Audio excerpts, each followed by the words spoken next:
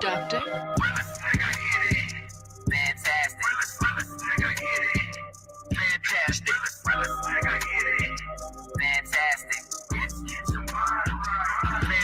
Fantastic. Fantastic. Fantastic.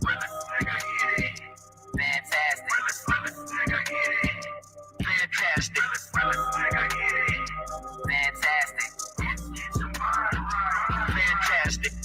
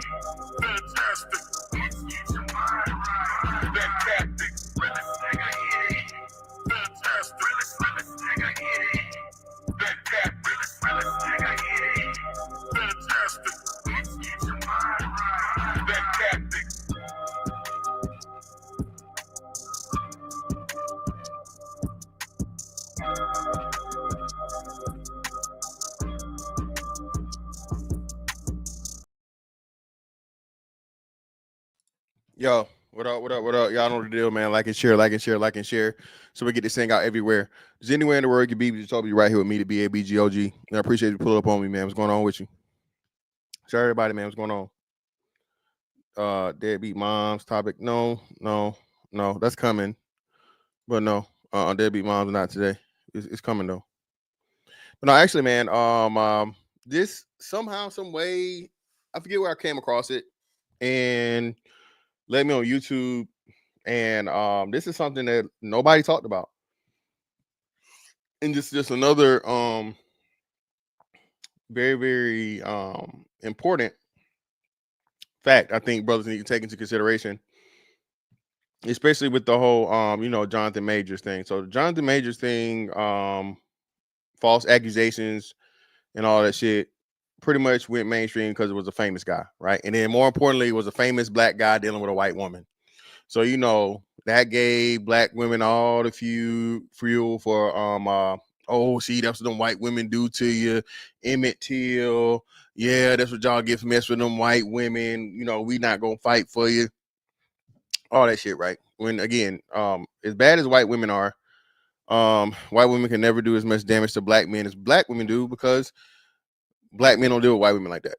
Okay, the numbers, data, statistics, all this shit, so on and so forth, blah, blah, blah. Okay. And crazy it may sound, by now, by now, the number of black men that's being locked the fuck up or killed up over a black woman, be it, her false accusation, her getting somebody involved, niggas fighting over a chick or whatever. Hey, y'all at least even. All right. Most of them damn lynchings and shit that happened in slavery, white women have shit to do with them. Okay. Before those that did happen, by this time, all right, and we ain't even talking about abortions or nothing, right? We're just talking strictly, hey, nigga, you need to do something I like, so I'm gonna call the police on you. Get your ass locked up. I'm gonna call my brother. I'm gonna call my daddy. I'm gonna call whoever. All right. Please stop with the bullshit. Black men do not deal with white women enough for white women to be more of a danger and threat to black men than black women are. Okay. All right. Now, like I said, man, this is like a year-old story Nobody covered it. Nobody talked about it. I mean, nobody. And somehow, some way, I don't know how it came across me, right? But where the fuck is it at? Shit, what happened? Hold on. Oh, I know what I did. My fault. That's my fault. We'll come back to that. Well, actually, we'll lead up into that and we'll finish with that. Right. So I don't know if you guys remember this case. This was actually a local case of me, and I was here when this case happened. And this was the case of Marissa Alexander, right? And Marissa Alexander was a situation where the woman, quote unquote, fired a warning shot at her abusive ex-husband or somebody, or husband, or whatever was the time, I forget. But she fired a warning shot, and they gave her ass pretty much 20 years in prison, right? She was convicted, found her guilty. She had a minimum, just, you know, off the gun possession, all these different things, all that shit, right? The case ended up getting appealed and overturned because she was a woman. There was so much fucking public pressure, bro, on this case. And, you know, had the racial aspect going, and, you know, they railroading this abused black woman, when what they didn't tell you was the testimony in the case. Okay. So what happened was, she and her ex or whatever was having an argument. Okay. It was her and the ex, and then children were in the house. I think children they shared together, right? Now they're arguing. The car is either outside or outside in the garage. I'm pretty sure it's outside in the garage, if I remember right. And she goes outside to the garage to get her gun, enters back into the house, and then shoots the gun, okay, as a warning shot at the man. Not in the air, not the ground. Points the gun at the man, shoots the gun. Remember, children are in the house. And from the accounts that the man gave, he's like, yeah, the bitch shot at me. And the kids was, you know, around. So no, this wasn't no motherfucking warning shot. You know what I'm saying? She claimed I was trying to beat on her or whatever. I wasn't trying. She had left. I forgot all about that. She come back into the house, up pole, and you know.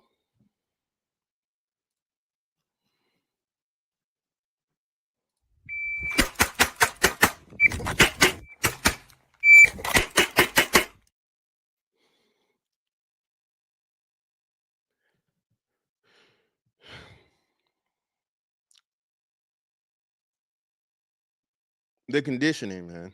The conditioning of black men for abuse, and how you just supposed to take it, and how you ain't supposed to hit no woman, and don't be a bitch, don't be a pussy, all these different things, so on and so forth. You know, and the comedy that comes with the idea of a man being abused by a woman, which isn't really funny at all, but it always gets to be funny. Bro, it's something we got to get away from, because what you need to understand and remember, bro, these women will literally kill you, bro, and get away with it. Okay?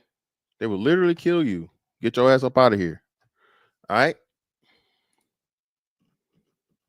Send your ass right on to this man right here.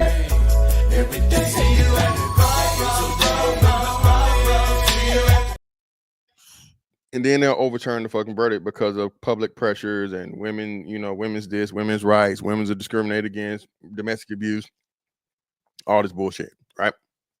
So the law isn't even the same, bro. All right, for men and women. Clearly, we've been talking about this for a while. It's something they don't talk about. Men and women sentencing for the same exact crime, night and day, right? Men always get more time for the same crimes that women commit, and you know. So I'm gonna play this so you guys can hear the fucking situation. This is like, and this was like after she had her, she was allowed to go back, but she kept like, come on. The state attorney's office wants to get Marissa Alexander's bond changed or revoked entirely. The hearing on this new motion is scheduled for Friday morning. Still waiting to hear what Alexander's attorney has to say about this. Joining us now to discuss this latest development is local attorney Randy Reep. Randy, good morning and Happy New Year. Thanks for joining us. Morning, Bruce. Thanks for having me. The state attorney alleges that Ms. Alexander left her house, which is a violation of bail, to run some errands. Is that egregious enough for the judge to go ahead and revoke her bail? Well, if it's egregious enough to revoke her bail, that's an interesting question. You have to understand that she was on kind of a tight leash anyway, and somewhat from a client management perspective, she needed to understand that any violation, whether it be serious or not, was going to be viewed probably pretty poorly. And the big question is, will she continue to go ahead and violate, the conditions of her bail? Because the first go round, she went ahead and contacted her ex-husband, which she wasn't supposed to do. Well, and that's obviously in the previous, before she was convicted, I guess to say. So will she learn her lesson? That's a great question. She needs to understand that it will substantially change her ability to negotiate this case if she's sitting in jail. So if her bond does get revoked, it changes the landscape of the case tremendously. Is there anything that she or her lawyers can say to the judge at that hearing on Friday to convince them that the conditions of bail that exist right now should be maintained? Well, and yes, there's a lot of things he can say, depending on the facts of what occurred and why she left her house and what she was doing. I've tap danced for many clients myself, and I guarantee you in front of Judge Daniels, he'll be. Now, again, this is a woman, right? She's a woman, she's innocent, victim, all these different things. Bro, a woman raises her hand to you, bro. Call the motherfucking police immediately. Put the people in her life. Record everything. Don't be wrestling. Don't be tussling. Don't be hitting. Don't be biting. Don't be fighting. Nigga, call the police. Okay? Fuck what niggas think. Fuck what people's opinion gonna be. Bruh, call the motherfucking police. You going to jail. That statement gonna send you to jail.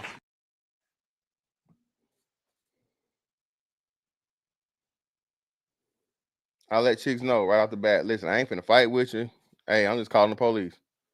You gonna do that? Yeah, I'm dead that serious. Ha ha ha ha. Yeah, no, I'm serious. You laughing, but I'm letting you know. Put your hands on me, you going to jail. You know what I'm saying? Let it be known, man. He'll be tap dancing. Hopefully they have a very legitimate, sound, valid reason for her to do what she was told not to do. There's just very few good choices there. All right, let's talk about the judge's demeanor, because that plays a role into what the final decision is going to be. How does Judge Daniels usually rule in these kinds of cases? They're always facts and circumstances individually dependent. He won't blanket rule on anything related to that. How will he rule in this case? I think you're going to find that the state attorney is going to put a great deal of pressure on him to revoke her bond because she had very specific conditions. Yeah. How will he handle it? I think he's going to be very, very frustrated. Yeah, bro. No. See, brother, I can't. No, I'm not gonna highlight your comment, but I'm gonna say it right. No, because your ass, brother, you are not gonna get a stand your ground defense. You're not gonna get I fear for my life defense. No jury is going to, especially if you a BABG like me, is gonna believe that you didn't have a opportunity to do anything other than lethal force against a woman, bro. Let's not be foolish. Let's not be stupid. It's just not gonna go unless if she got a gun or a knife, yeah. But you, nigga, that's about the only way you gonna motherfucking make it. She punch you, you shoot her. You going to jail. That statement gonna send you to jail. All right. And you gonna be in, you know how long you gonna be in there for?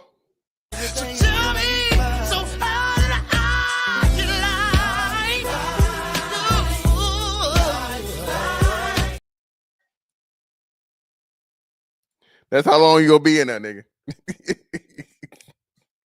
All right. Okay.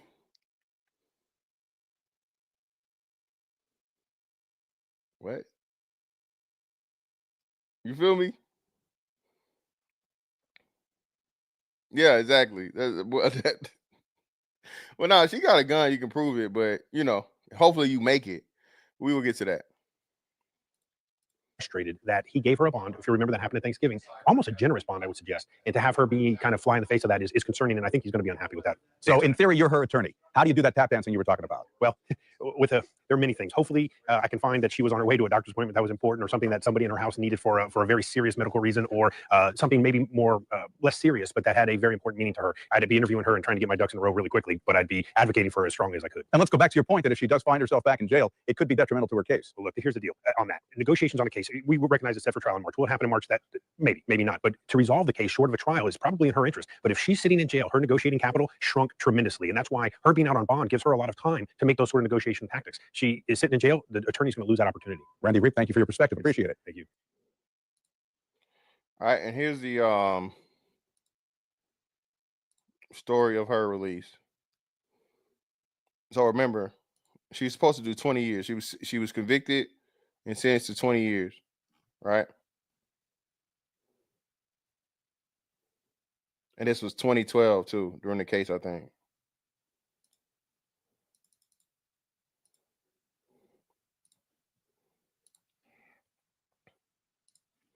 Florida woman whose stand your ground defense was rejected is released.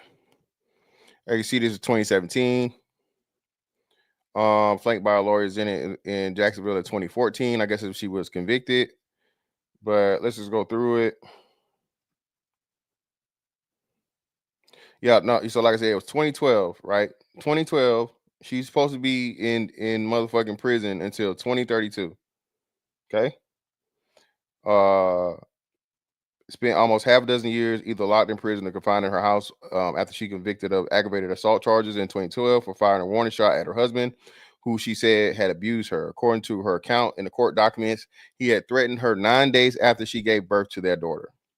Ms. Alexander was finally freed on January 27th, 2017. I remember, as it said up here, she plans to take up the fight for domestic abuse victims and push for change in what advocates have called the uneven application of Florida's stand your ground law. She will advocate amending the law in order to take the burden of proof off defendants who have to demonstrate in pretrial hearings that they acted in self-defense and deserve immunity from the trial. Now, two sides of this, right? And I'm not gonna bring this lame ass nigga up. That castle doctrine shit is important, but as we can see, remember, what was the brother's name? Even that, right? Fuck domestic violence. You had the case of the brother, the former football player. What's his name? What was the football player name that got off? And like I said, sentencing laws, 20 years, bro. This lady's supposed to get out in 2032. She did what? She was convicted in 2012 and she got out 2017. So she didn't even do a full 5 years. Didn't even do a full 5 years of prison. And a lot of it was motherfucking public pressure of this quote unquote abused woman, right? That was forced to Travis Rudolph preacher. Yeah, so Travis Rudolph, yeah. Bro, Travis Rudolph had ring camera evidence. He had other people's camera evidence. The man had the gun. They came to his house. They confronted him. They fought him. All this shit, la la. And this man still had to fight for his life in trial, bro. In Florida. Okay. So even in the case for a man, black men especially though, right? When you have all the evidence there, you had the motherfucking will of the prosecutor, man, of the fucking DA, right? It cost this man hundreds of thousands of dollars to get out that case, more likely than not, right? But here you have a woman that was motherfucking convicted, and again, she had just had a baby, brother. Anger and shit. That it's just like, look, man, it's nothing easier in life than well, I ain't gonna say easier, but there's nothing in life where you get more benefits of the doubt than a woman, bro. It just is what it is. We know it. And you have to go in there understanding that and operate in that matter, bro. Protect yourself at all times. Be smart. Watch out for the fucking bullshit. All right? Don't get caught up. All right? Because again, she will do whatever she do to you, be found motherfucking guilty, and then still end up being innocent, dog. All right? And then y'all know the other case of Cyntoia Brown. Now, Cyntoia Brown was against wasn't a black dude, but you know, it was a man. And Cyntoia Brown was a prostitute as a teenager, right? And that's horrible, terrible, all those different things, so on and so forth. She was, you know, in that lifestyle. But her pimp had her go deal with this man that she hadn't dealt with, that she had been dealing with before. And she killed this man in her sleep. I mean, in his sleep, excuse me. She killed a man in his sleep. And not only killed him in his sleep, but killed him in his sleep, left, came back, robbed him, and then left again. Okay. This woman was sentenced to, let me see. Let's pull it up.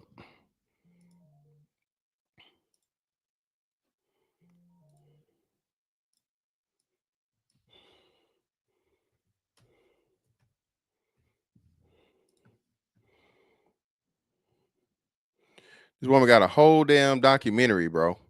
Lord Jesus.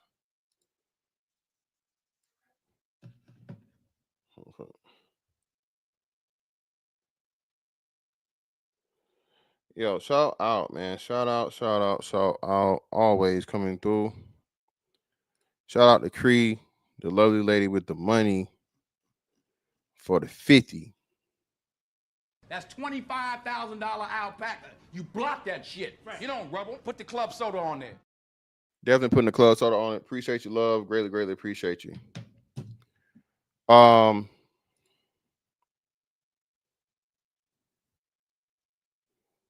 Here we go. Now, put a one in the chat if you guys remember the Cyntoia Brown situation.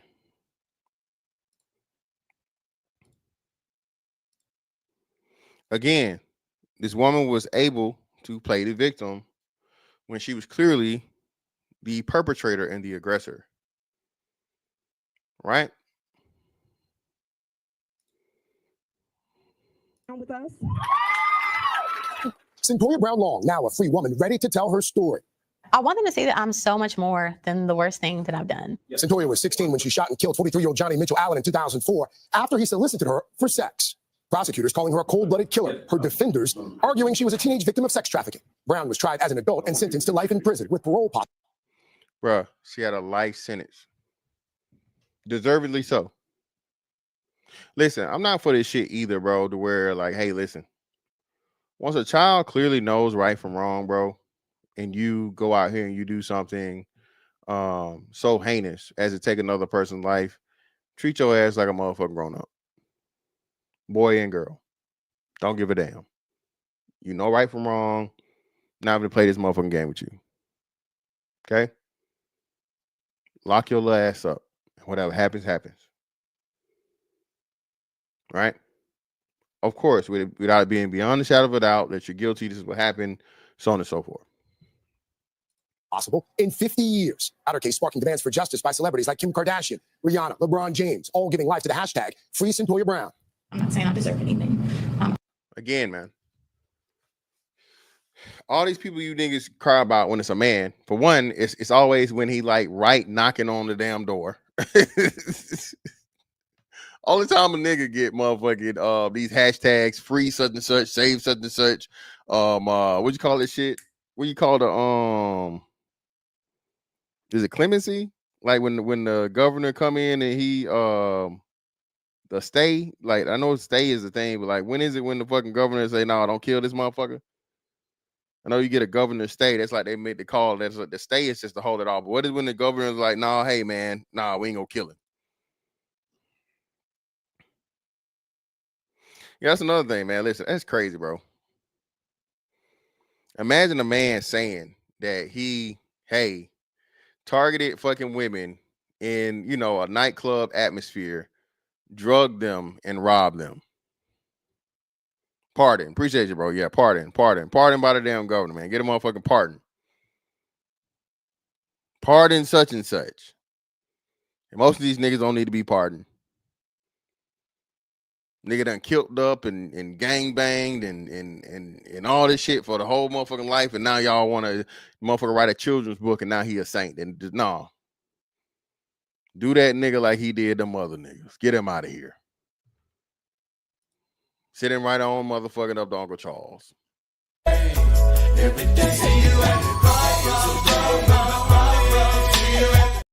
Yeah, senor, I ain't trying to hear none of that shit. Go ahead, hit buddy with that motherfucking hit it with that medicine.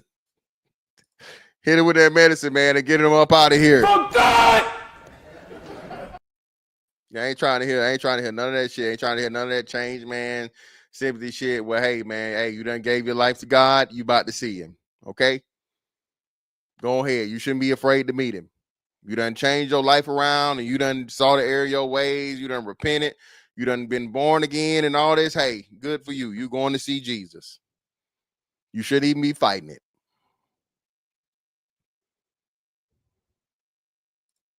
Asking for mercy. In January, after a decade and a half in prison, Cyntoia got the call she'd been waiting for. Then Tennessee Governor Bill Haslam commuting her life sentence, highlighting what he called the extraordinary steps Ms. Brown has taken to rebuild her life. The 31. Listen. Cyntoia Brown had a life sentence for murder. You niggas that was thinking about voting for Kamala Harris was holding niggas in prison for weed. Say it again. Cyntoia Brown got out of a life sentence for murder. And you niggas mad at us because we brought up the fact that Kamala Harris kept niggas locked up for weed.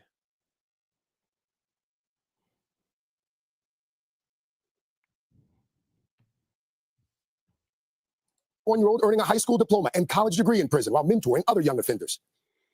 Again, man, y'all know where I stand on this shit, bro. I just don't understand how all this shit that you're supposed to do out in the real regular world has so much weight in prison. I just don't get it. I don't.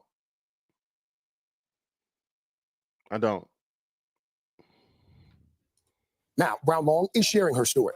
I think it's important that all of you know what happened with me so you can prevent it from happening to yourselves.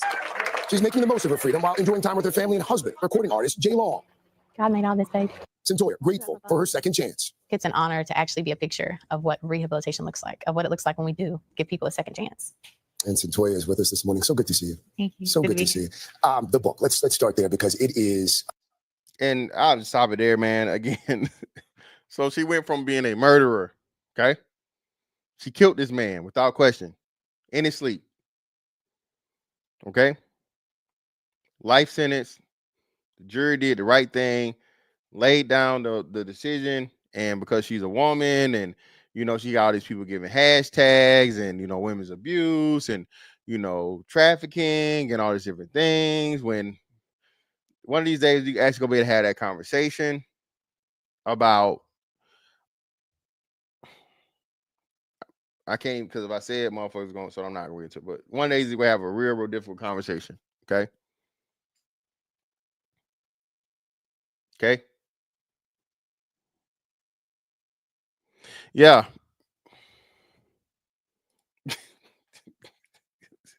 Crazy. Wild.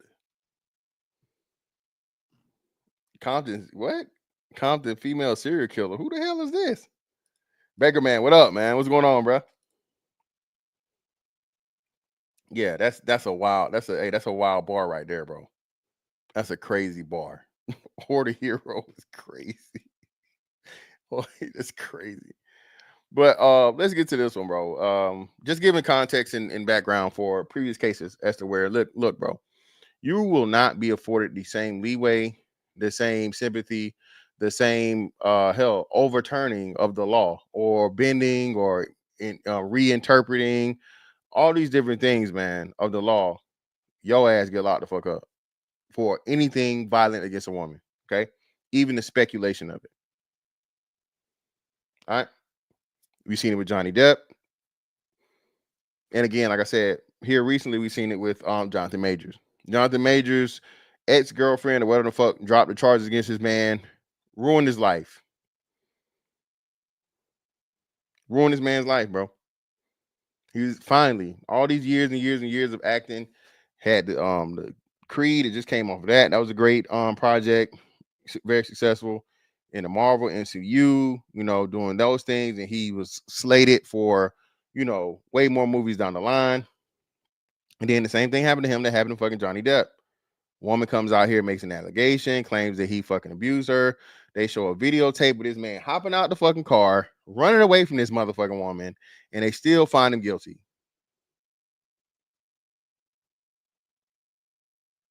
Still found him guilty.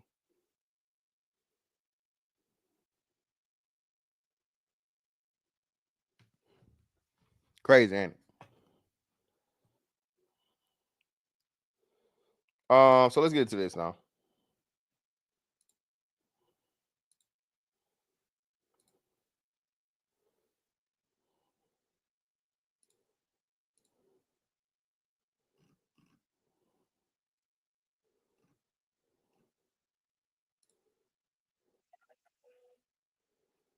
Now, again, I told you guys, I don't know, I forget how I ran across this. It wasn't originally on YouTube.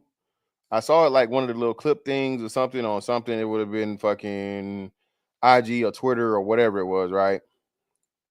And so then I, look into it and end up with this right here, right?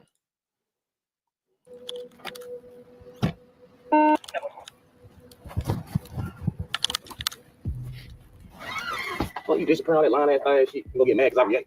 He don't live here. He don't pay no bills. He's not gonna lease. He don't pay no mail. There's nothing here. That's his. Besides a trash bag full of clothes that he got from the DeKalb County Jail. To take that and he can go. And he can put my daughter in the house, but she get colic because I'm gonna have to deal with it. No, that's down. Now listen. So police. These are police. At first I was confused. I'm like, who the fuck is recording this? This is the police that came out to this call, right? So you got the cop here, and this person over here on the other side, like in the frame, on the edge of the frame. That's another cop. You can put my daughter in the house though. No. Your name on the birth certificate, so therefore it's after there. It's mine. You got no name. It is. I do. Let me go get it. And then she already playing that game. Oh, this ain't your daughter anyway. Your name not on the birth certificate. Listen, let me show you guys this. Hold on. Shout out to Marjorie Taylor Greene. Marjorie Taylor Greene made a statement about a man that a story of a man that was paying child support for however many years just to find out that the kid wasn't his. One of the major things that we need to do as men, black men, white men, Asian men, Hispanic men, tall men, short men, fat men, skinny men, old men, young men, okay, is get something did with this motherfucking child support shit, bro. Okay. I don't have an issue or problem with, hey, child support. There needs to be a cap. There needs to be some type of motherfucking regulation. There needs to be a lot of fucking reform for that. You niggas out here, prison reform fucking affects fucking less than 1% of the fucking population. It's even lesser percentage of men. Okay. Child support, on the other hand, right? Even niggas in prison can be on child support.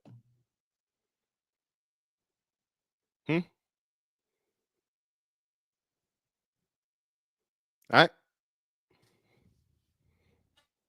No, the cop is not the baby father, brother. Yeah, you definitely lost. Just chill. Just sit back, brother. Yeah, thank you. Yeah, it should definitely be DNA test, mandatory DNA test before any child support is awarded, without question. This shit to where change the rules on this motherfucking birth certificate shit. Again, brothers, do not sign a motherfucking birth certificate, bro. Okay, do not sign a birth certificate until you have motherfucking proof.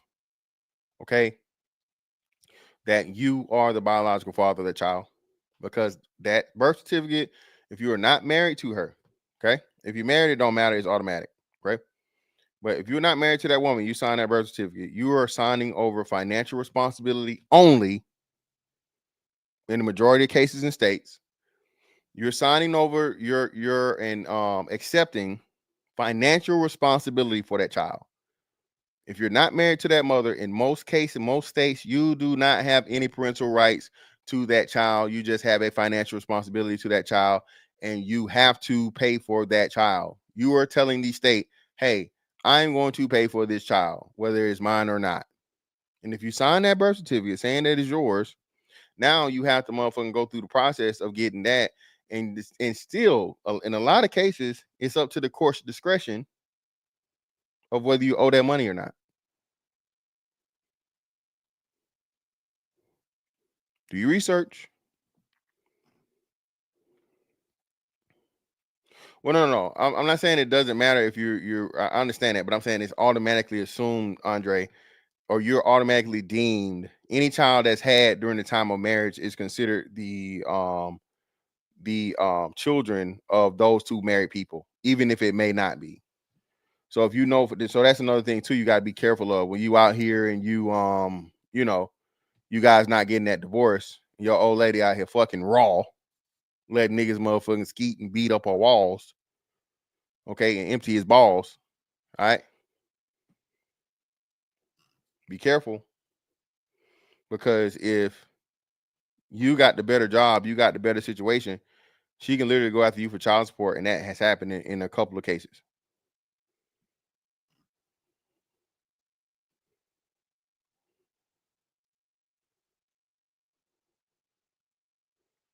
Shout out to Doug Will, man. Appreciate you, brother, for the 5.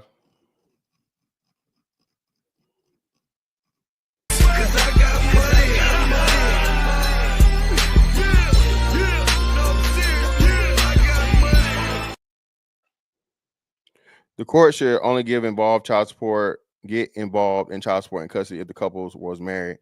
Other than that, figure it out. I agree with that too. Shout out to Dub Will. That was the original purpose of family law, period. Anyway, that's why the rules are so fucked up, because the intention of family law was originally intended for families, married couples, and the children had by those married couples.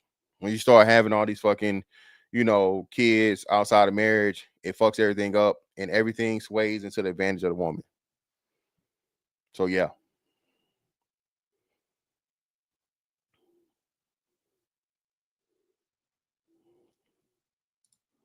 Because Hey, please.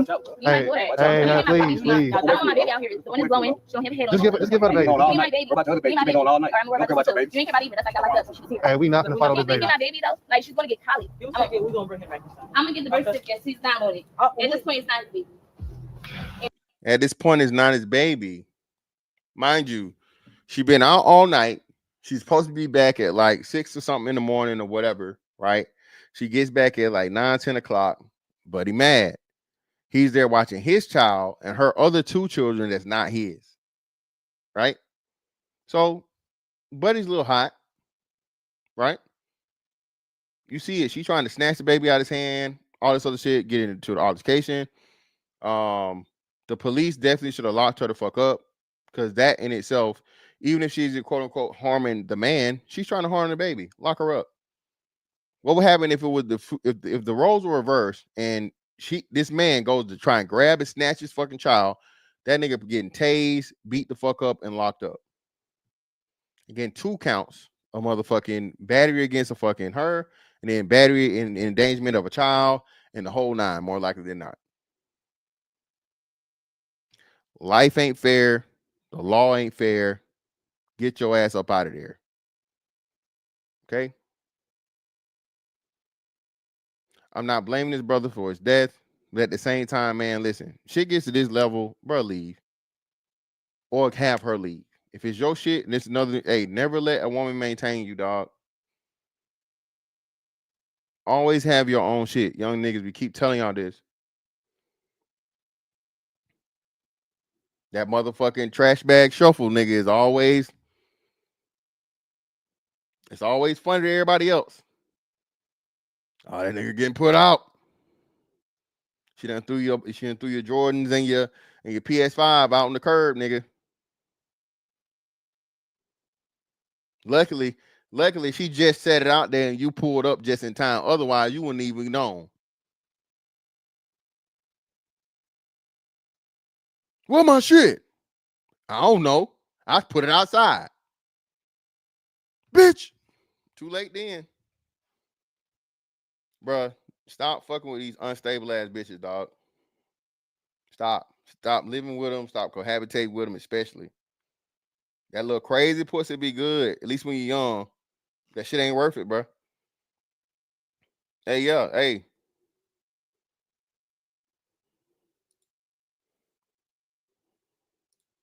And if y'all want to do a DNA test to identify that. No, this ain't no. We ain't going that far. You allowed them. Forgot what you went 3 hours. I want you look at my daughter's diaper. I'm dad's dead. No, nigga, I was changing her diaper. Where your other kids? I was changing her diaper. Where your other kids? With their mama. With their mom? Hey. Listen, now she bringing up where your other kids at. I told y'all, man, listen, this is the nigga. These are niggas they like, okay? Her body account is far more important than her body count, nigga. Who is her baby daddy? What does this nigga do? What does he do for a living? Is he a piece of shit, ain't shit, Pookie, Ray, street nigga, drug dealer, killer, gorilla, nose wiper? You know what I mean? What is he? They had some shit on Twitter about a month and a half, 2 months ago, where he was like, yeah, I just robbed. How about I just robbed your boyfriend or some shit? You can't be out here with no weak ass nigga like that. Come on home. That was a text message that he sent to his ex, I guess now, whatever. And she shared it on motherfucking Twitter, bro. Why your boyfriend just let me rob him? I can't be with no weak ass nigga. Everybody laughing in the comments. Going back home, sis.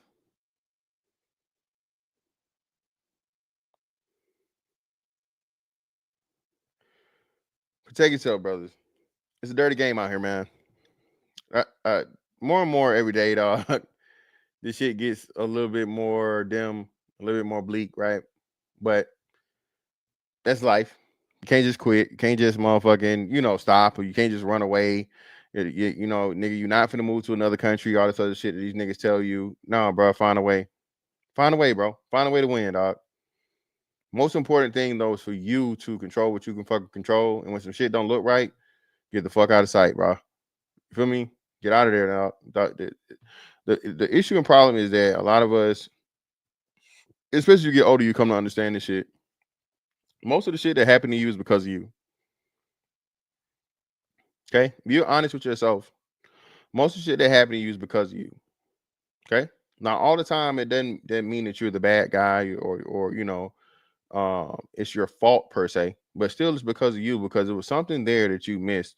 And then when you sit back and if you get the chance and opportunity, you make it out and you get to sit down and assess the situation, you can say, right here is where I fucked up. Right here is when I should have left. Right here is when I should have said something. Right here is when I should have did something. You feel me? And as a man, you have to take that accountability and hone that skill. Right? That 6th sense, bro, every man should have a fucking 6th sense. Right? That's why they say motherfucking street sense, common sense, book sense. You need all three. Told y'all, bro, I ain't never did a day in the streets, bro, but I know when street shit happening. Never forget. I told y'all we was I was dealing with my ex before she was before she was my ex-wife. Was it what? Mission College. Yeah, Mission College Apartments, right up the street from Norfolk State University. It's a McDonald's right there, and then next to McDonald's is like a gas station, a trap, right? Any gas station that has a payphone outside of it is a trap. Just if you don't know. Okay. All right, there's some type of criminal activity going on at any fucking gas station, usually ran by fucking Arabs or Indians with a payphone outside of it. Okay. That's a trap. Okay. I see this, and I see a man walking from the gas station over to the McDonald's. Who knows? He's just gonna be some innocent or whatever to get him some food or just going to where he's going. So I tell her at the time, I was like, yo, lock your door, tap your door. Right? She's like, what? Why? I'm like, bro, buddy walking up over here and he holding, just lock your door. Oh, why are you being so scared? Lock your fucking door. All right, okay. And then by the grace of God, what happened? This nigga climbs over a little fence, and it's nothing crazy, not like a big chain link fence, but like a waist length fence. And in the midst of this nigga climbing over the motherfucking fence, what happened, y'all? Nigga dropped the burner. Burner fall right out of his motherfucking pants. Hey, you see that? What the fuck is that? What is that? A gun? All right, so next time I motherfucking tell you to do some shit, you just fucking do it. Don't question me. Don't play around. This ain't no fucking game to be played. Women go through life with that luxury, bro. Women go through life like, bro, a woman is not more likely than not threatened with like, deadly force. Even if a nigga go beat a woman up, he gonna be not, and I'm not saying I condone it. Okay. A man is looking to cause physical harm, but not motherfucking in her life. Your ass, he gonna motherfucking kill. Hey. Yeah, she locked the fucking door, Andre. I cussed her the fuck out and told her to lock the fucking door. She locked it once I told her, once I cussed her and told her to lock the fucking door.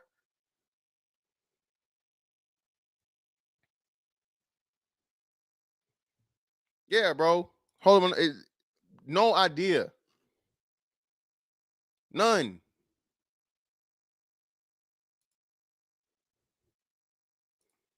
We're not here to listen to y'all go back and forth. No problem. I'm trying to tell you. My kids here though. My kids here though. I see my kids every day. You don't see none of yours. You ain't gonna see her after this day. Like, For what? Because you with that? no. You got mad because you disagreed? Nigga, I'm cool. That's why. Because you broke. And that's what you got on trying You to Listen, bro. Once a woman starts hurling these insults and shit at you for whatever reason, whatever, bro, cut that bitch the fuck off. She's no good for you. Don't accept none of that. Oh, I was in my feelings and you know, I was my period and all that. Nah, bitch, that's how you really feel. Fuck you. I'm out. If it's child support, pay it.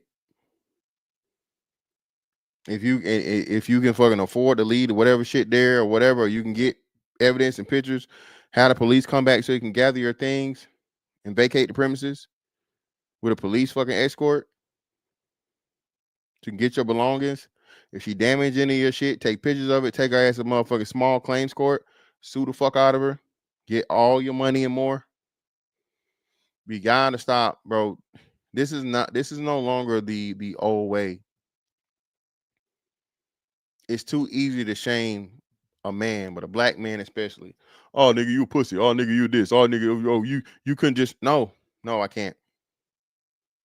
Now, if you can kindly get the fuck off my dick and mind your business, this is how I'm gonna handle this. Okay. I mean, you could just pay me the money. If you want to pay me the money that the bitch fucking made me lose, by all means, give me the money. I can drop the motherfucking lawsuit, dumbass nigga. Otherwise than that, what the fuck you worried about the fuck I'm doing for? If I was trying to beat our ass, you know your stupid ass be doing, oh man, it's a female. We ain't gonna hit no women, nigga. And now I gotta fucking kill you. Cause you want to jump in some shit that ain't got nothing to do with you. But I'm doing it the right way, and now you still got some shit to say. Mind your motherfucking business, nigga. Hey, stop. Because at this point, you're antagonizing him. You stop. I'm stop. not. He has my stop. Stop. You're not listening to nothing that's being said. Look, and that's a woman talking. Oh, god damn, man. Shout out, man. Shout out to motherfucking Caesar's Palace. Man, I greatly appreciate y'all coming through, bro. Showing support, man. Y'all know what it is, bro. That's $25,000 alpaca. You block that shit. Right. You don't rubble. Put the club soda on there. Definitely put the motherfucking clothes on it. Yeah, man. Lock the fucking door.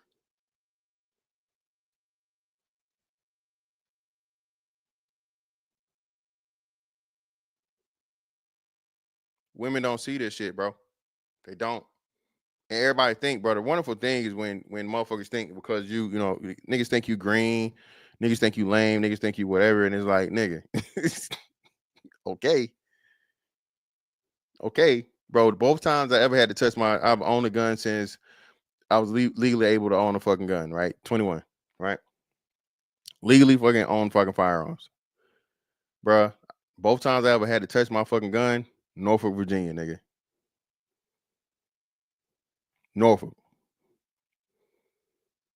Nigga was popping that shit, talking all that shit, playing and whatever. And I'm like, hey, look, bro, it really ain't gotta be this shit, but you late. You acting like you reaching for some shit, and I'm already there. All I gotta do is up. By the time you come from behind your back, you finna be wearing all this shit, and I know you ain't got no vest on. Don't do it. Second time I was fucking some nigga was parallel parking, holding the motherfucking what's name up, man. This nigga hop out the car, acting like he got the motherfucking pistol. I don't know why niggas in Virginia act like they got the fucking burner when they really don't got it. Pull my shit out the motherfucking glove box. I lay down. Nigga, I lay down. You know what I'm saying? Just in case. Cause nigga, if you go, hey.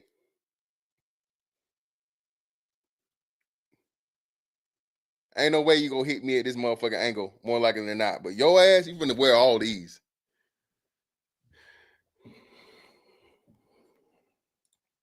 You're not listening to nothing that's being said.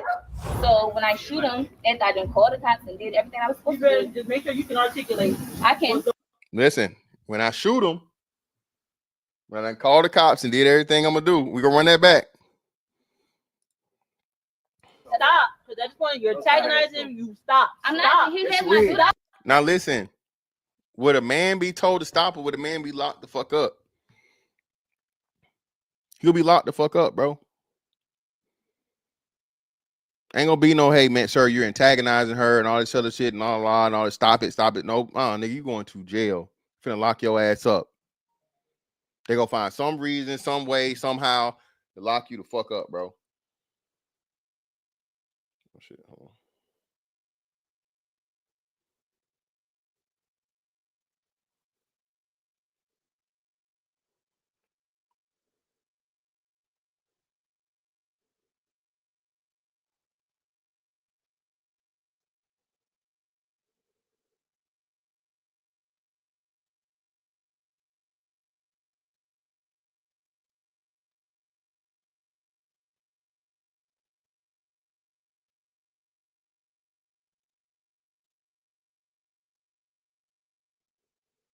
That shit wild, dog. It's trash. My bad. Shout out to Valet Waste Disposal, brother. Greatly appreciate you for the 5.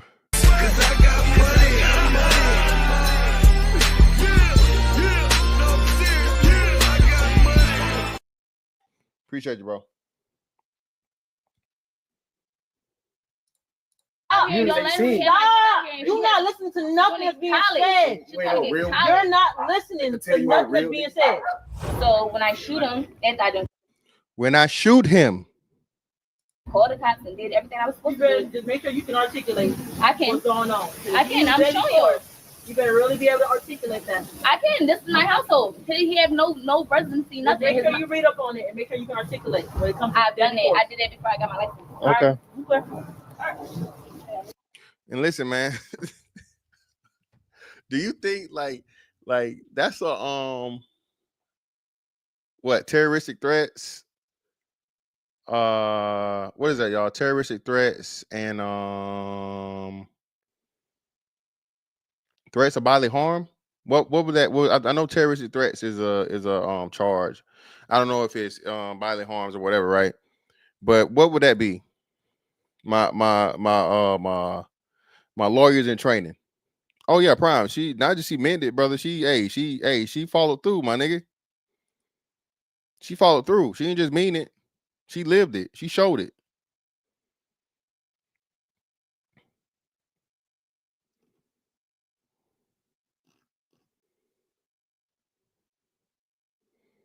Yeah, that's crazy.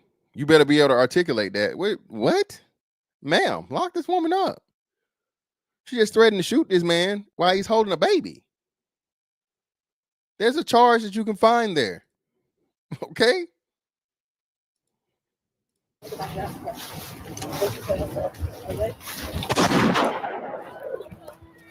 Go ahead, man. Oh yeah, did she shoot you? Yeah, before I die. All right, later. Bro, the dude said she hit me with the metal thing first, bro. And he said, yeah, before I die. He knew he was gone. Shot him in the chest. Hit him with a fucking tire iron. Then shot him. This is hours after this interaction, bro. I don't even know if it was the same cops that it was earlier, but Get out here. Where's it at? On November 27th, 2022, at 10:02 a.m., DeKalb County Police received a call from 30-year-old Quanisha Johnson. She told dispatchers she needed an escort home because she was afraid of her boyfriend, DeMonte Smith. She explained that she had been out celebrating a friend's birthday, her first night out since giving birth 2 months earlier. When she checked... what another common theme? What was the situation with Marissa Johnson? How do these women become so motherfucking violent after having a baby, bro? These nurturers and these caregivers and these also innocent and you know, how the fuck did they come so murderous, bro? Prime, remember I told you, nigga, she walked it like she talked it and played it like she said it, nigga. That wasn't no more. Yeah, she meant what she said. She carried that shit out.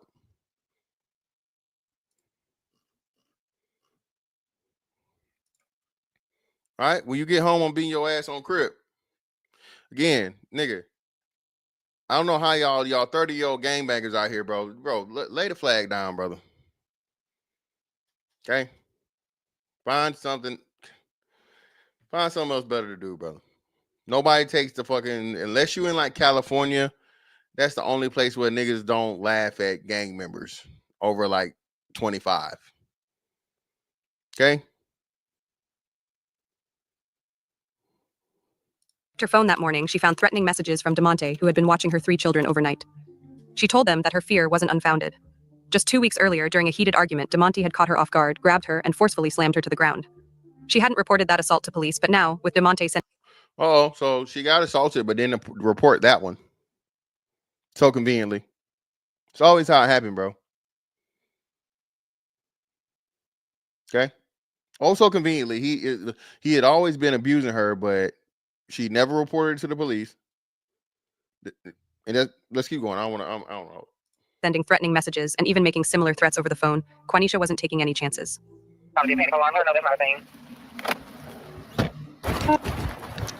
You live here? I just, this is my house. I don't know where he's keeping that every. He's just waiting on something to do it on the fucking phone. My daughters are in here. He's in there too? Yeah. I'm gonna show you how you look. Hold on. You in at the door? Is he opening the door? I can show you if he's at the door. I got them here. I'm messing with you. Okay. Does he have any weapons? No. Just what I said, just put the weapons out the car for me. Thanks. Upon arriving at the scene, Quanisha disclosed to officers that she was a licensed gun owner and had her weapon with her. Following standard safety protocol, the officer instructed her to secure the firearm in her truck before they approached the house to speak with DeMonte.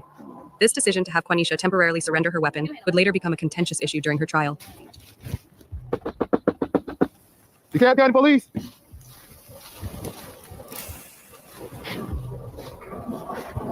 You got a key to it? In there as well. He told my aunt he was gonna leave say so you were gonna not be here, he's gonna beat the shit out of me. A couple weekends prior to this, my last time going to work, so my last time coming in here, he took me from the door and snapped me on my face. You recorded it? I didn't record it. I was just talking, I was just talking to the other time. I was supposed to be out here, I was telling her, I was telling her I should have, but I was trying to give her the benefit of the doubt with his observation. But this is your house, you want to go inside? This is my house. And does he live here? No, my name's No, but does he live here though?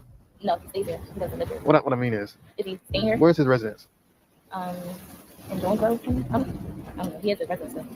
What's interesting to note here is that Quanisha tells officers she's just getting home from work.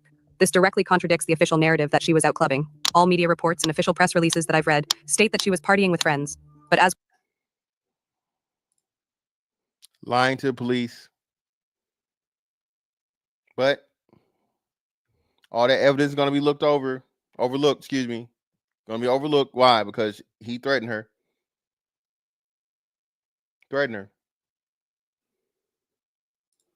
As we'll see later in this footage, her alleged occupation was a contentious point between her and DeMonte, suggesting there might be more to this discrepancy than initially appears. Back up, please. DeMonte, you want to come ahead and talk to us what's going on?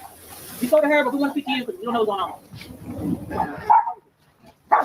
Got up and she said disappeared for 3 hours. I'm mad. I'm at home watching her kids and my kids. She disappeared for 3 hours. She say anything? Did you say anything that called her? What would you do if your girl go to work and then disappear with 3 hours? Disappeared with a nigga for 3 hours. Oh.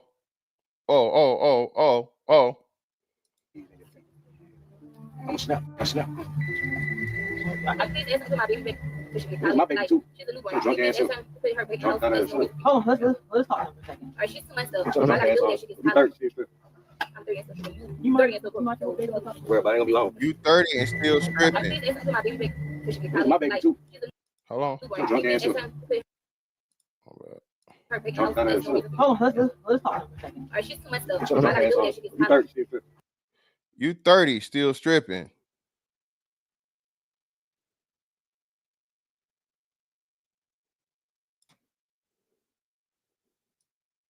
Trying to find it. Hold on.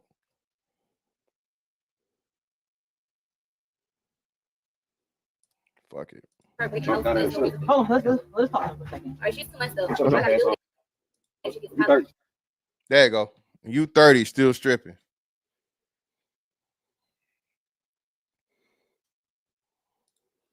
My nigga.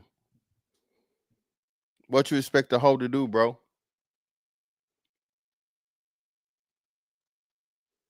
How you gonna not expect whole shit from a hoe, bro?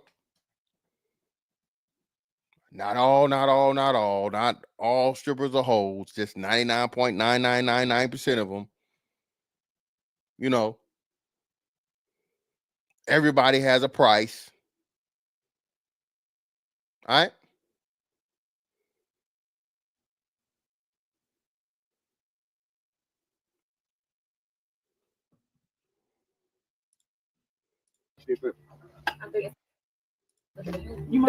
You 30 and still broke. This is the father of her child. It's a 2-month-old. This nigga wasn't broke when you was letting him nut in you. That's another thing, my nigga. This is a stripper. She ain't look at her face. She don't look bad. Her body don't look bad unless she got no BBL or nothing. But hey, listen, this what these hoes go to, bro. No, bro.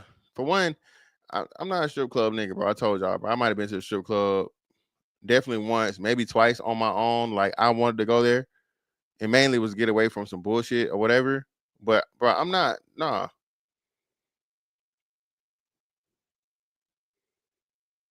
Hoes are not winning, dog. You the bad, especially the bad ones. Bro, if these bitches ain't motherfucking got picked up by a rapper or athlete or whatever, they dealing with some local dusty, crusty ass drug dealer more likely than not, or some hood nigga, street nigga, so on and so forth.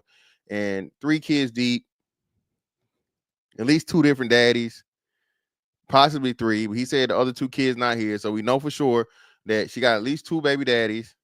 She matches all the criteria.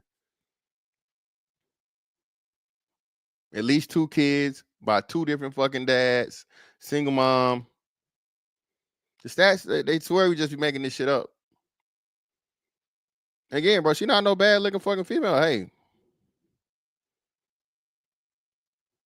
But this is the truth. This is the shit you don't see. That's why I ain't buying no bitch no drink in the club. I'm not paying you to be around me and this and that. No, no, baby. And yeah, hey, that's another thing too. Hey, now if she was armed, okay, and smelled like alcohol, the cops could have locked her up for that. You are not permitted by law, and that's all across the board, to carry a firearm while intoxicated. That is usually in the motherfucking thing that you sign for, definitely for the training, and it might even be on the back of the license. I ain't got my wallet.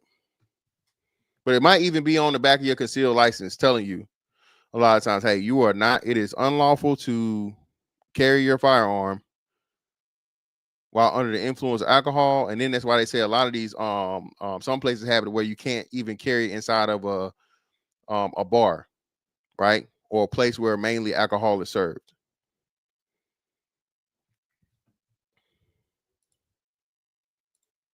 But I ain't gonna be long.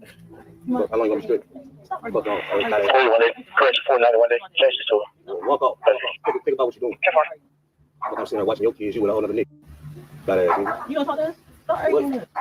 While Quanisha claims DeMonte is abusive and insists he has no right to live in her home, he counters that she's equally violent and maintains that he does indeed live there. Their exchange grows increasingly hostile as they deliberately provoke each other. He accuses her of being drunk and neglecting her children, while she taunts him about being broke and tells him that he's not even the baby's father because his name wasn't on the birth certificate. The officers find themselves in an impossible position. Faced with conflicting claims about domestic violence and residency, their decisions in the next few minutes about how to handle this situation will have deadly consequences. Hey. That shit weird, bro. I got that dumb shit. Well, look. I mean, this motherfucker taking 3 of her kids, bro. Plus my newborn. We get off at 6 a.m. How the fuck you get home at 10:30 laughing and drunk? These bitch ass Atlanta niggas, dog. I ain't got time for this shit, bro. My mom said ain't been like that. I ain't touching. Yeah. I got my daughter. Nigga ain't did nothing wrong. I just got out. You do live here, all right? Yeah, I got mail here and everything. How long you been staying here? Same amount of time she had. We both moved here together. When? In December. Y'all been here since last year, December? Hey, she got mad. She out creeping at night. She couldn't keep up with her lives, and she was scared to come home. You smart? Think she ain't want to come home, so she used the police. All right. Hey, let's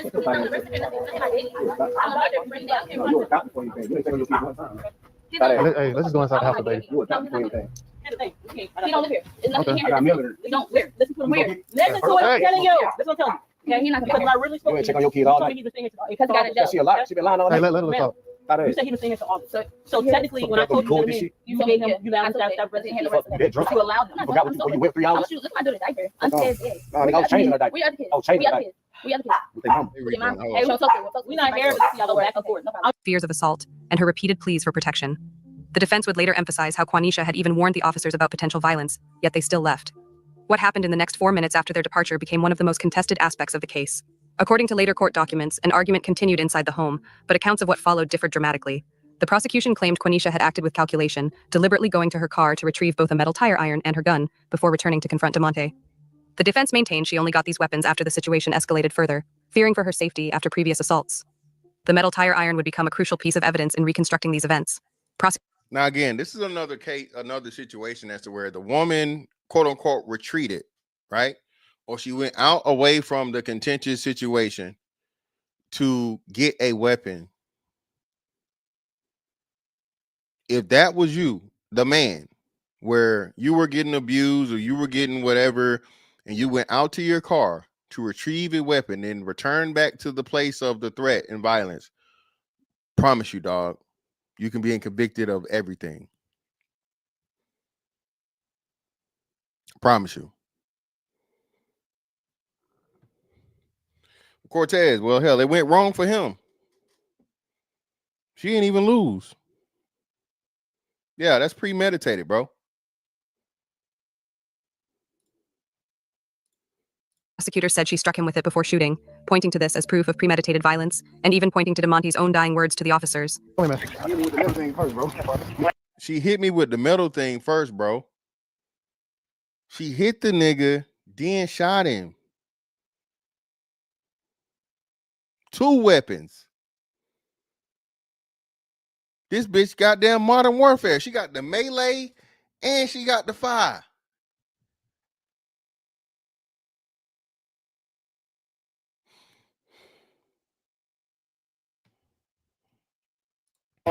Hurry up.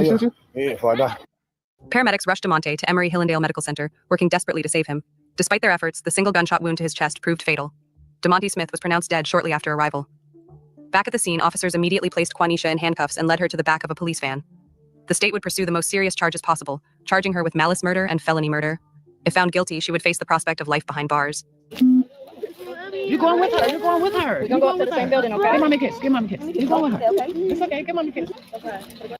Your ass ain't getting none of this shit either. You ain't finna get to tell the family goodbye and wave bye to your kids and kiss your kids and none of this shit. This woman has just killed the man, bro.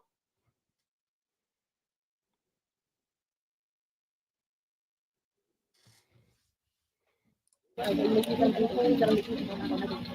got this. Give mommy a kiss. No, you're not gonna cry. Okay. You're not gonna be without them. Quanisha Johnson would eventually stand trial in August 2023, 9 months after DeMonte's death. As the trial began in DeKalb County Superior Court, prosecutors called their first witness, DeMonte's ex-girlfriend.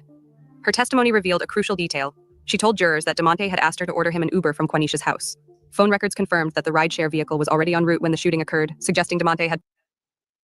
But it was trying to leave.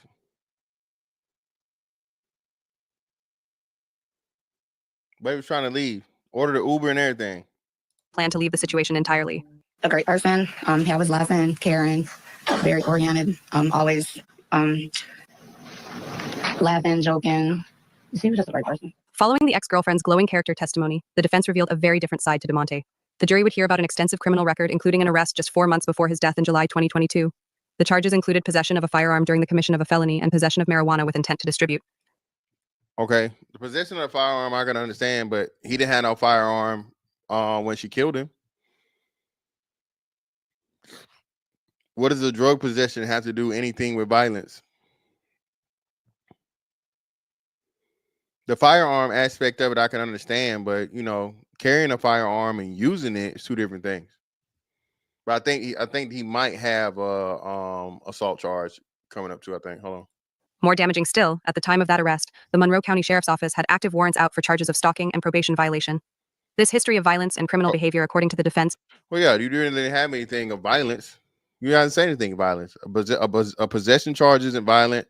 Gun or drug, that's not a violent crime. Stalking, possibly, but again, you didn't say anything about assault. You didn't say anything about battery. You didn't say anything about physical harm. You didn't say anything about even brandishing. So brandishing would be, hey, you got the gun and you waving it down on a motherfucker. So what is violent in his history? Not saying he's not a criminal, but you know, this goes to show you what the fucking defense said. And hopefully the prosecutor was like, okay, well, none of those crimes are violent crimes. They're crimes indeed, but they've lived together since, he said, what, December? You mean to tell me she's claimed all of these acts of domestic violence, you know, but never made one call with children in the house? And this is going to be the craziest part, y'all. Would support Quanisha's claims of feeling threatened that night. Next to take the stand was Quanisha's 7-year-old daughter. Her testimony would prove contentious. In her initial statement to forensic child interviewers immediately after the shooting, she had described seeing her mother hit DeMonte with a pole before firing the gun. From the mouth of babes. So the original testimony of the child was she saw mommy hit DeMonte with the rod, the tire iron, and then shoot him. That was the original testimony of the child. But now, months later at trial, her story had changed dramatically. She testified that it was actually DeMonte who had struck her mother, not the other way around. This led prosecutors to suggest that the young girl might have been coached to change her testimony in her mother's. Might have been. You think? Might have been.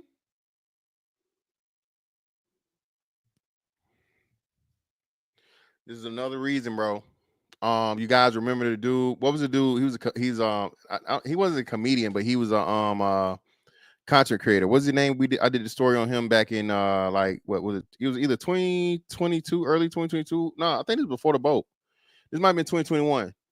What was the name of the dude where he married a girl? She had all these motherfucking other kids, and she claimed he was abusing her and all this other shit. Y'all know who I'm talking about? Either way, bro, these women are these children are gonna lie for their mama. Yeah, studio mansion. So the pole was the tire iron. She got a tire iron out of the car and she got her firearm out of the car. Yeah, she was the aggressor, clearly. And the man even said it. Listen, that's what he said. Hey, man, she hit me with the metal thing, bro, before she shot me. That was his man's dying words. She hit me with the metal thing before she shot me.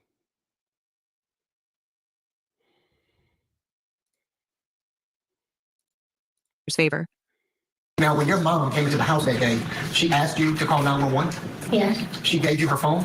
Yes. And did you know that there were police already outside that day? No. Okay. Did she tell you why she wanted you to call 911? Because he was hitting her. Right. And was she scared that he was going to hit her? I don't know. Objection, personal knowledge. He asked her mother. Did she tell you why she wanted you to call 911? Because he was hitting her. Your mom went up the stairs? Yes. Right. And you saw the man Dolo, you saw him hit your mom? Yes. Could you see from where you were downstairs, could you see everything that was happening upstairs? Not everything. Okay. Could you see your mom? No, for a second. Could you see Dolo? Yes. And you said that you heard a gunshot? Yes. Did you actually see a gun? Did you see your mom pull a gun and shoot? I didn't see her pull a gun. You just heard the gunshot? Yes. Do you remember telling a police officer, and your aunt on the phone, did you tell them that, did you say your mom and Dolo went upstairs and mommy hit him with a pole? No, Dolo hit him with her pole. Okay. Did you? Now, listen, clearly, this is clear coaching. How did he hit her with the pole when he didn't have the pole? And then furthermore, I don't even understand how this, if this grown man hit her with a solid metal fucking tire rod or any type of metal, where's the bruising? Where's the bruising? She light skinned, so it's definitely gonna be there. It's probably gonna be some type of fracture, but it's definitely gonna be clear evidence of this man hitting her with a fucking solid metal object. And now the story completely, totally switched to, oh, he hit her with the pole. Come on, bro. What are we doing? Bro, leave these motherfuckers, bro. This is why I tell you again, bro, don't fuck with, bro. Listen.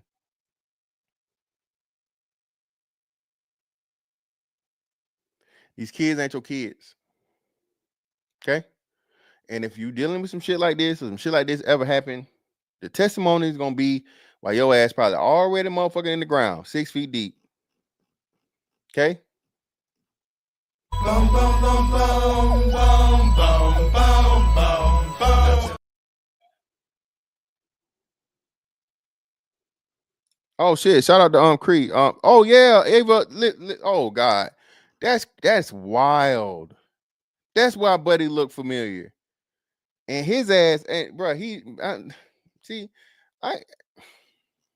niggas just simps all the way around, bro. Bro, Young Jay, that shit got an expiration date, bro.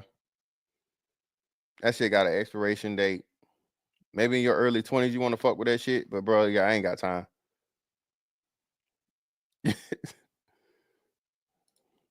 Do you remember telling the police and your aunt? Did you say that? Did you say mommy hit him with a pole? Now to Creed's point, shout out to Creed for pointing that out. Now I don't know if you guys remember him, right? Eva Marcellus was the girl that had the kid by whoever the dude was, some other celebrity, athlete, whatever. I don't know, or just some whatever. This dude marries her, has a baby with her, adopts the other kid, right? Legally adopts the kid. She divorces him and then gets files for child support for both kids.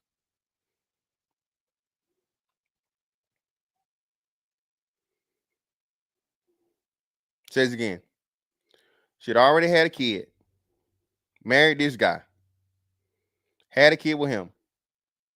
Kid didn't even make it to like 2. Divorces him. In the process of them getting married, he adopts the other daughter, right? And then gets divorced and files for child support for both of the kids. Bruh. And this a lawyer.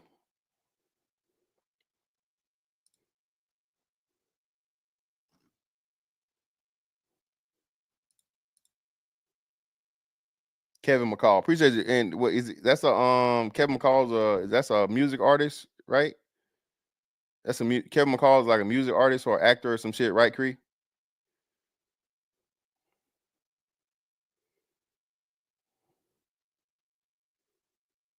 No, I think Kev singer. Yeah, I thought he's like a singer. And she said the nigga was a bum. then you know what I mean? Dolo hit her with a pole. Okay. And did you ever tell the police? Do you remember telling the police that mommy hit Dolo? Yes. You told them that? Okay. Why did you tell them that? Because I thought I needed to. Okay. Now remember, this is the initial conversation. Do you remember telling them that you saw mommy hit Dolo with the pole? Yes. Do you remember telling the police that? Yes. Why did you tell them that? Because I thought I needed to. Because you need to tell the truth, love, little lady. And thank you for telling the truth, right? Listen, man. And let me say this. As much as we talk shit about, the kids in the situation with, single moms in these situations and stuff and so on and so forth, bro, the kids are not the problem. It's not the kids' fault. The kids are only a reflection of the person raising them, which is going to be the mom. Okay. So this is why you have to be extremely, extremely diligent, right? In understanding and knowing who you're dealing with. If you're going to take on the thing of, stepdad or, dealing with a woman with kids seriously and all this other shit and so on and so forth, you need to know who the fuck this woman is, because that's a little copy of her. If she an ain't shit piece of shit bitch, she gonna have an ain't shit piece of shit kid.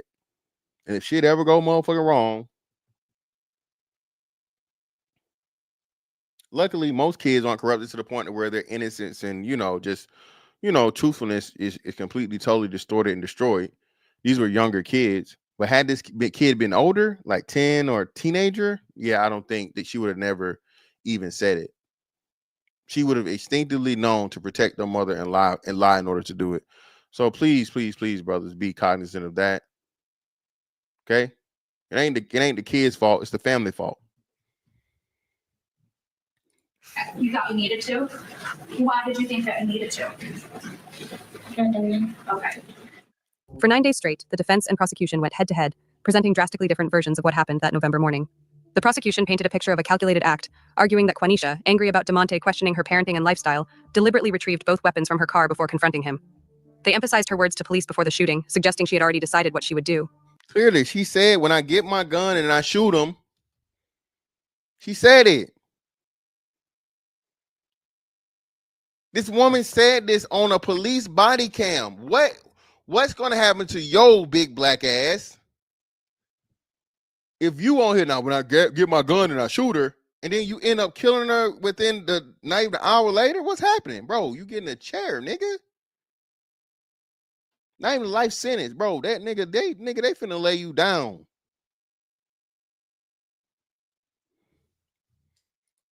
The defense portrayed a frightened victim who had done everything right, calling 911 multiple times, begging for police protection, and only resorting to violence when abandoned by law enforcement and left alone with someone who had previously assaulted her. They pointed to DeMonte's threatening messages and his history of violence as evidence that Quanisha's fears were well-founded. Quanisha Johnson pleaded for protection, cried for help, and she was left defenseless by police officers who knew better. She was left defenseless against a serial abuser by police officers who knew better. DeMonte's holding his infant child, and she fearlessly approaches DeMonte and tries to grab the kid. And then, not only that, the entire time, y'all get to hear she says things like, that's not even your baby. That's not even your kid. And look, man, I got a problem. Let me say this. Somebody needs to talk to Killer Mike, because Killer Mike is on this. We don't vote for prosecutors, nigga. So every criminal need to go free. Every nigga that do something wrong need to go free. It don't need to be nobody to motherfucking prosecute the bad guys. Like this piece of shit bitch right here. Bruh. Niggas just lack of understanding for order, discipline, punishment, all these things, bro. It's just so off kilter, dog. That's why I get so frustrated with niggas. Niggas really believe there should be a motherfucking world where there's no police, there's no court, there's no judge, there's no lawyer, there's no prosecution. You just kill motherfuckers in the street. You just sell drugs to motherfucking women, children, old ladies, babies, anybody. And hey, nothing happens. That's supposed to be a functional society in the mind of niggas, bro. Shout out to this prosecution for pointing out all these things. This bitch is on, thank God she's on police body cam. Instigating this. She's the one being violent. The man's holding his baby. She's telling him it's not even his baby. She's trying to snatch the baby. Now she's claiming that he's been violent, but there's not one motherfucking police report, not one call before now. All these calls and all this shit, but You're not even on the birth certificate. I'm going to disappear again for 3 hours. What are you going to do then? After weighing days of emotional testimony and complex evidence, the jury delivered their verdict. While acquitting Quanisha Johnson of malice murder, they found she was acquitted of the malice murder charge, y'all.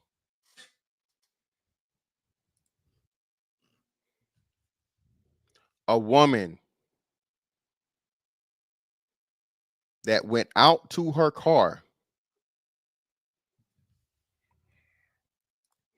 Yo, what up, bro? A woman that went out to her car to retrieve not one, but two weapons. Two weapons, bro. Returned back into the home where her children were. Think about this now. This man was so motherfucking violent. She was so afraid that she went outside to her car to retrieve not one, but two weapons, come back into the house,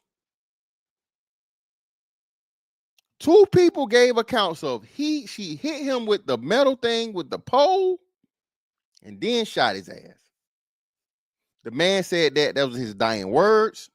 And then when the girl talked to the police initially, that's the same thing she said. Somehow, some way, the jury could not motherfucking find this woman guilty of malice murder. It gets better though. Found her guilty of voluntary manslaughter and all remaining charges. The decision set the stage for what many legal observers considered an unusually nuanced sentencing from Judge Cyntoia Morris. Rather than imposing the prosecution's requested 25-year sentence. Check this out now. Check this out. Check this out. Listen, let me slow this down. The prosecution has suggested 25 years for aggravated assault and all these other whatever charges. They didn't go into details, but several other charges, they suggested 25 years. Watch what the judge did. Judge Morris structured a 20-year term that acknowledged both the gravity of the offense and the circumstances surrounding it. The sentence was divided into 3 distinct phases: 5 years in state prison, followed by 5 years of home confinement, and concluding with 10 years of probation.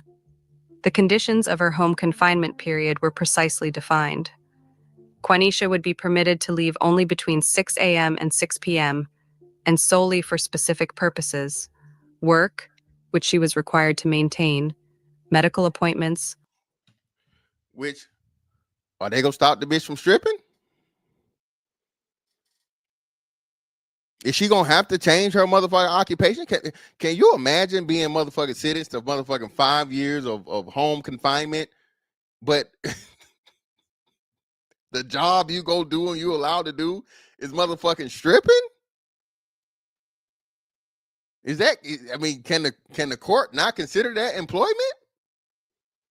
Can the court enforce a certain type of employment, or can it restrict a certain type of employment? Just saying.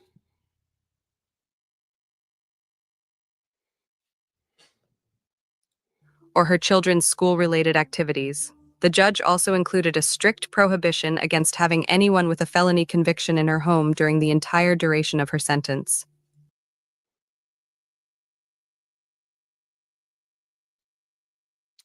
She a stripper in Atlanta with at least 2 baby daddies. One of them dead.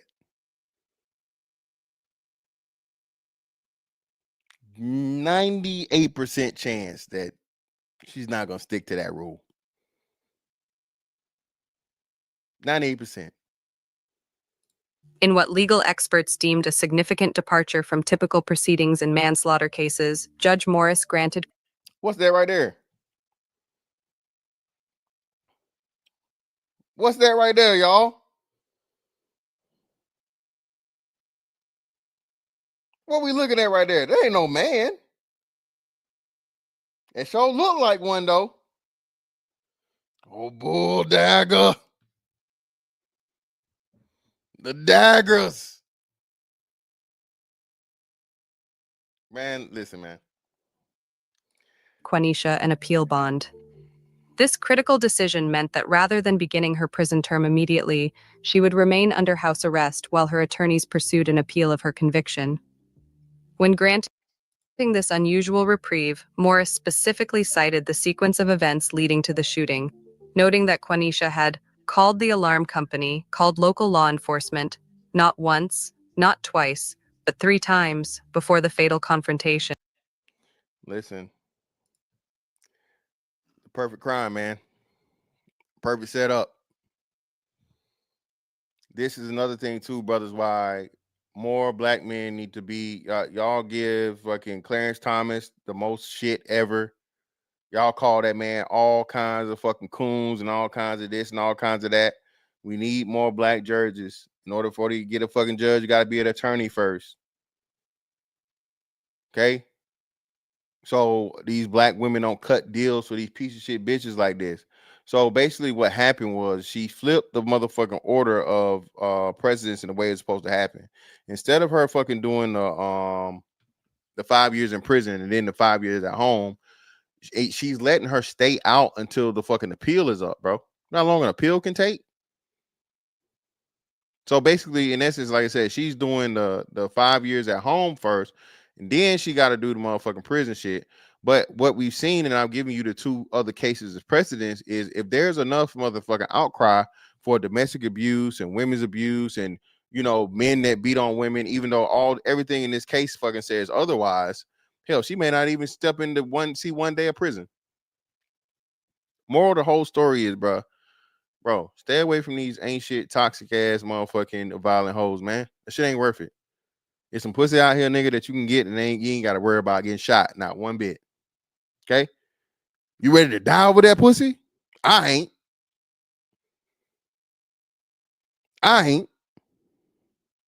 But Oscar, what's up, brother? Appreciate you coming through, man. What you got for us? Hey, man.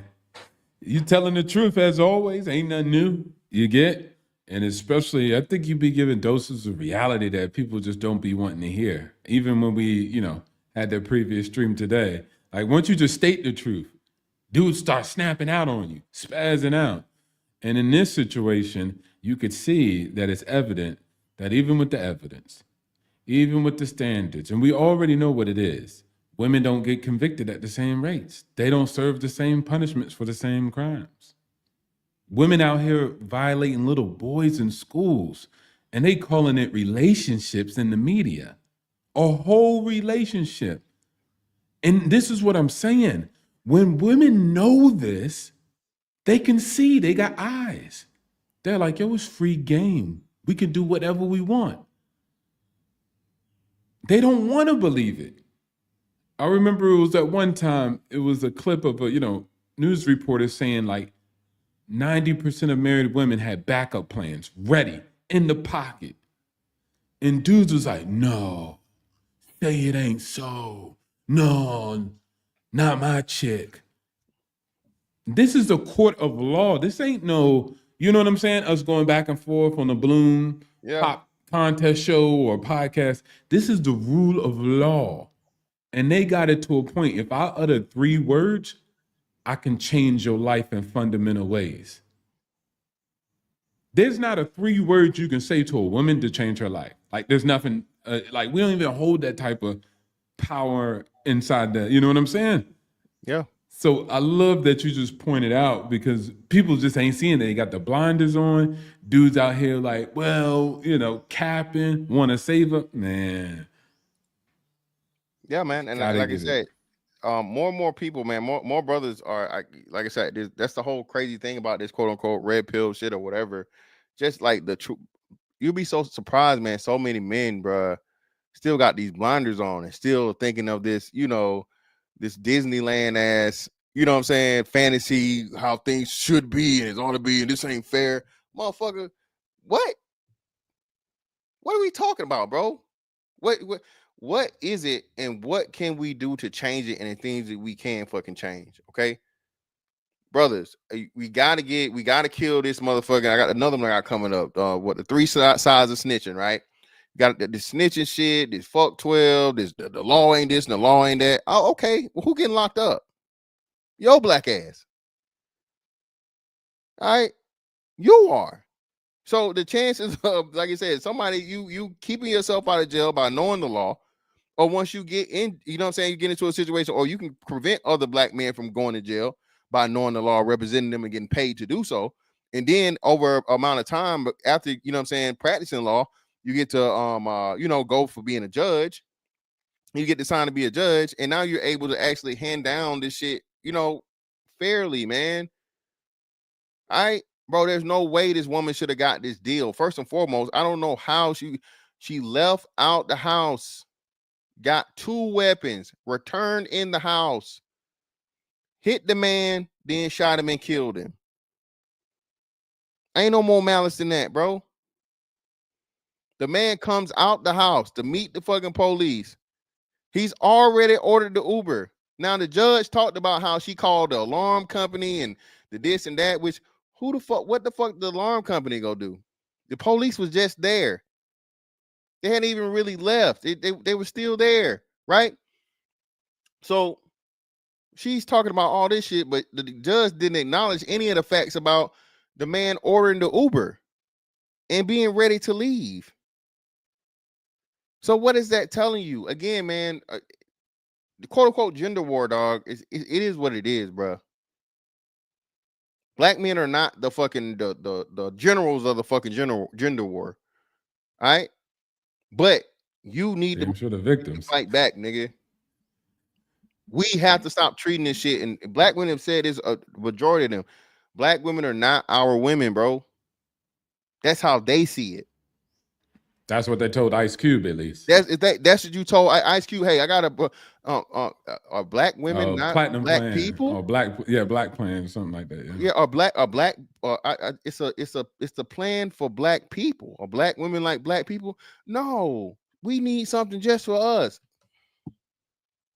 And then he said, y'all come and write whatever for you. And they were like, nah, you need to do it too. And it need to be right. Like, God dang. That just was interesting. They telling you. I'm telling you. The writing's on the wall. And like you said, dudes got their head in the clouds, sweet spice, everything nice. Or they believe, hey, the girls I know, they different. And it's like, listen, my guy, the sisterhood is real. It's super real. As much, and it's funny because in these spaces, dudes often laugh at women for having their unity, right? They're like, oh, y'all are herd mentality. You guys always agree with each other. And what you're failing to understand is that's them having unity. Like, they just don't say anything against each other, and they happen to keep continuing to be able to push the narrative down. They keep being able to make these movements. Now the justice system ain't got nothing to do with justice, and it's believe all women, not no innocent until proven guilty or anything. And like you said, it's got to be that bad for women to be able to feel comfortable with yelling in your face, slapping you, like doing all these things that if a guy ever did, it would be on sight. You already know that. But she comfortably knows if I slap, let's say if she's in a, something with an individual, and she's like, if I slap you, I know another guy gonna come out the woodworks and be like, don't you hit no woman, boy. And it's like, bro, she beating me up, dog. I mean, I can't defend myself. Exactly. That's what I'm saying. That's my biggest thing too, man. Look, bro, you listen, I'm gonna tell you this right here. You better get her. All right. She put her hands on me, dog. I'm gonna retreat. All right, the first time, right? But trust, believe me, I ain't gonna hit her, but I'm definitely gonna motherfucking give her ass shaking baby syndrome. I can tell you that. She go, you know what I'm saying? She gonna get off me one way or the other.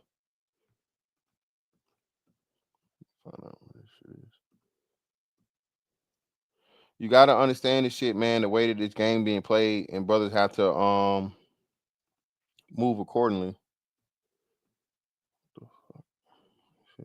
Facts, because it's looking like a landslide. It's pretty bad out here. So y'all got to get y'all stuff together and just wake up. That's the first step. You talking about trying to fix it, which is, remember, like the other, just on the other stream.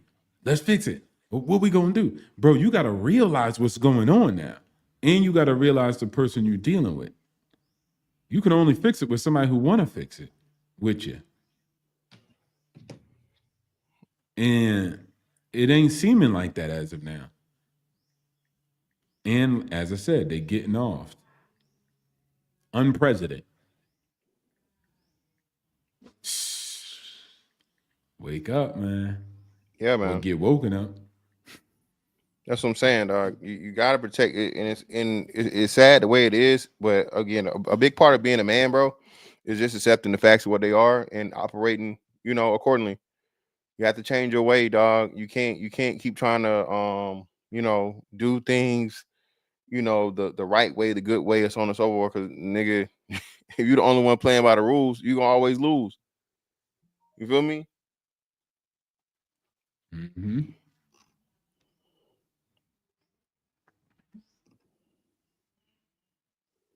Oh, hold on. Wait.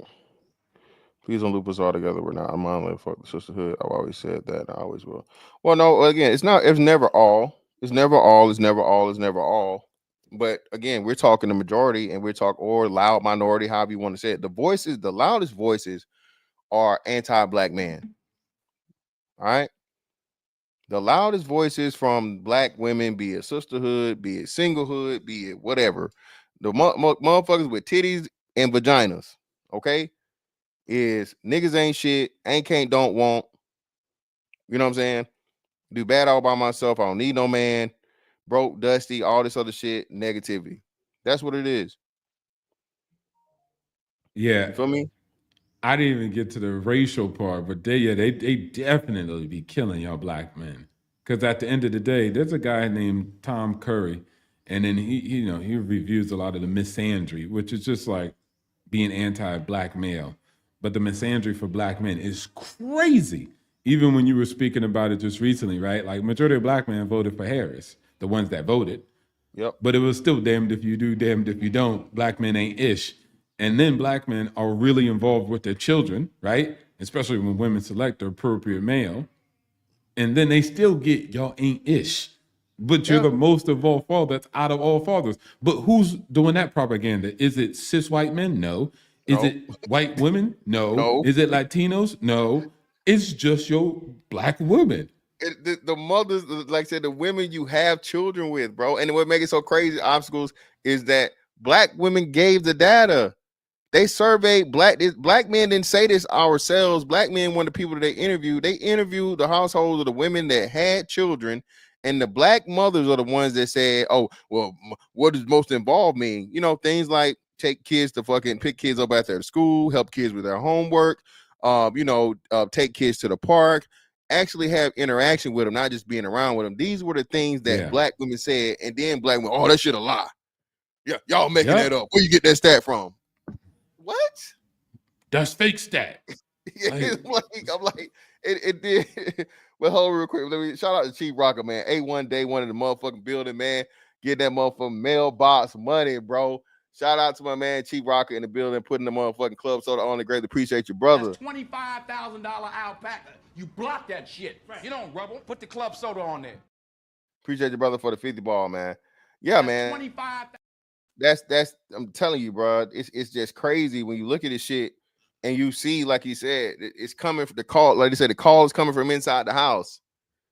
Man, you got brothers, you gotta, and I'm not. This isn't, well, just stop dealing with black women, because that's impossible too. Anthropology, physiology, everything fucking states that most people are gonna date and mate with the fucking people that you're like. Exactly. Okay, you're gonna deal with your people first.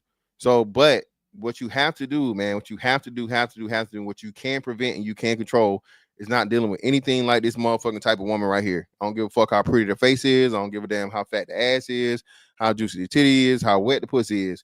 My nigga, she show you any of these red flag things, bro, it can literally cause you your life. Okay? You pay the ultimate price, bro. Bro, ain't no motherfucking pussy nigga worth me being up out of here. Okay? And we gotta get past this, and then hell, create this for these dudes to figure this shit out, because bruh, it's just so much. The identity of the black man is so linked to his sexual success, right? No, you ain't getting no hoes. You know what I'm saying? You can make 6 figures, 7 figures, be a fucking genius. Oh, the nigga ain't getting no hoes though. Bruh, get out of that stigma, dog. Get out of that shaming bullshit. We stop promoting it, and I know it's tough. But the same thing, bro. We got to stop trying to motherfucking make a huge part of black male identity in fucking sexual prowess. But that's how and why these women fucking have so much control, because they control the whole, nigga. And that's your goal. So we as black men, bro, have to, expand what our identity is and redefine it, bro, and put more focus on other things than just getting with these motherfucking ancient bitches, dog. I'm just sorry. We got to do better. We know better. We got to do better. And only we can, change that shit. Only we can change it. Yep. You got to hold the line. And then definitely what you're talking about, changing the culture of what you find cool and not cool.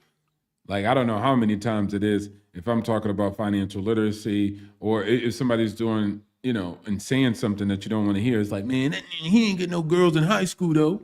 He ain't get no bitches in high school. Like, what? Nigga, bro, we 40. We 40 years old. What are you talking about? I ain't never had to go without when I was in high school. Like, bro, you got no land, you got no stocks, you got no deeds, you got no equity. Like, yo, you hurting bad, and you talking about some glory days back. And don't get me wrong, there's some white boys that do it, but they do that joints in a trailer park, and they ostracize. But not, it's like, come on, man. You got to give that up. I know it's something that you can lean into because everybody else in the culture is going to project on you. Like, oh, man, you know, black men, they probably, you know what I'm saying? But guys, you're going to have to get some different type of skill sets and focus on other things because a lot of other things is important in life. Shout out to him, man. Like I said, Ed, you got to man. hold people accountable. Oh, go ahead. No, we're good, we're good. Shout out to Ed, man, for the 5. Really appreciate you, brother.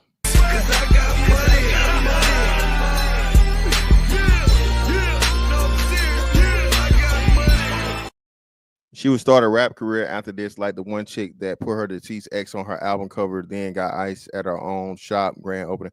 Oh, I remember that. Old girl was talking hella shit.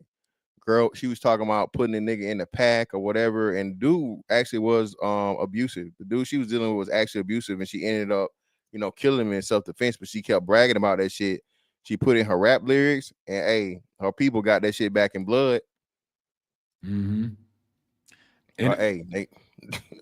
Also, I was about to say, and tell these old ninjas to get off the block, man. They don't know what's going on no more. Because yesterday you was stunning them with girls pulling up, getting the box, ate, and then pulling off, getting that drive-by box eating as you go.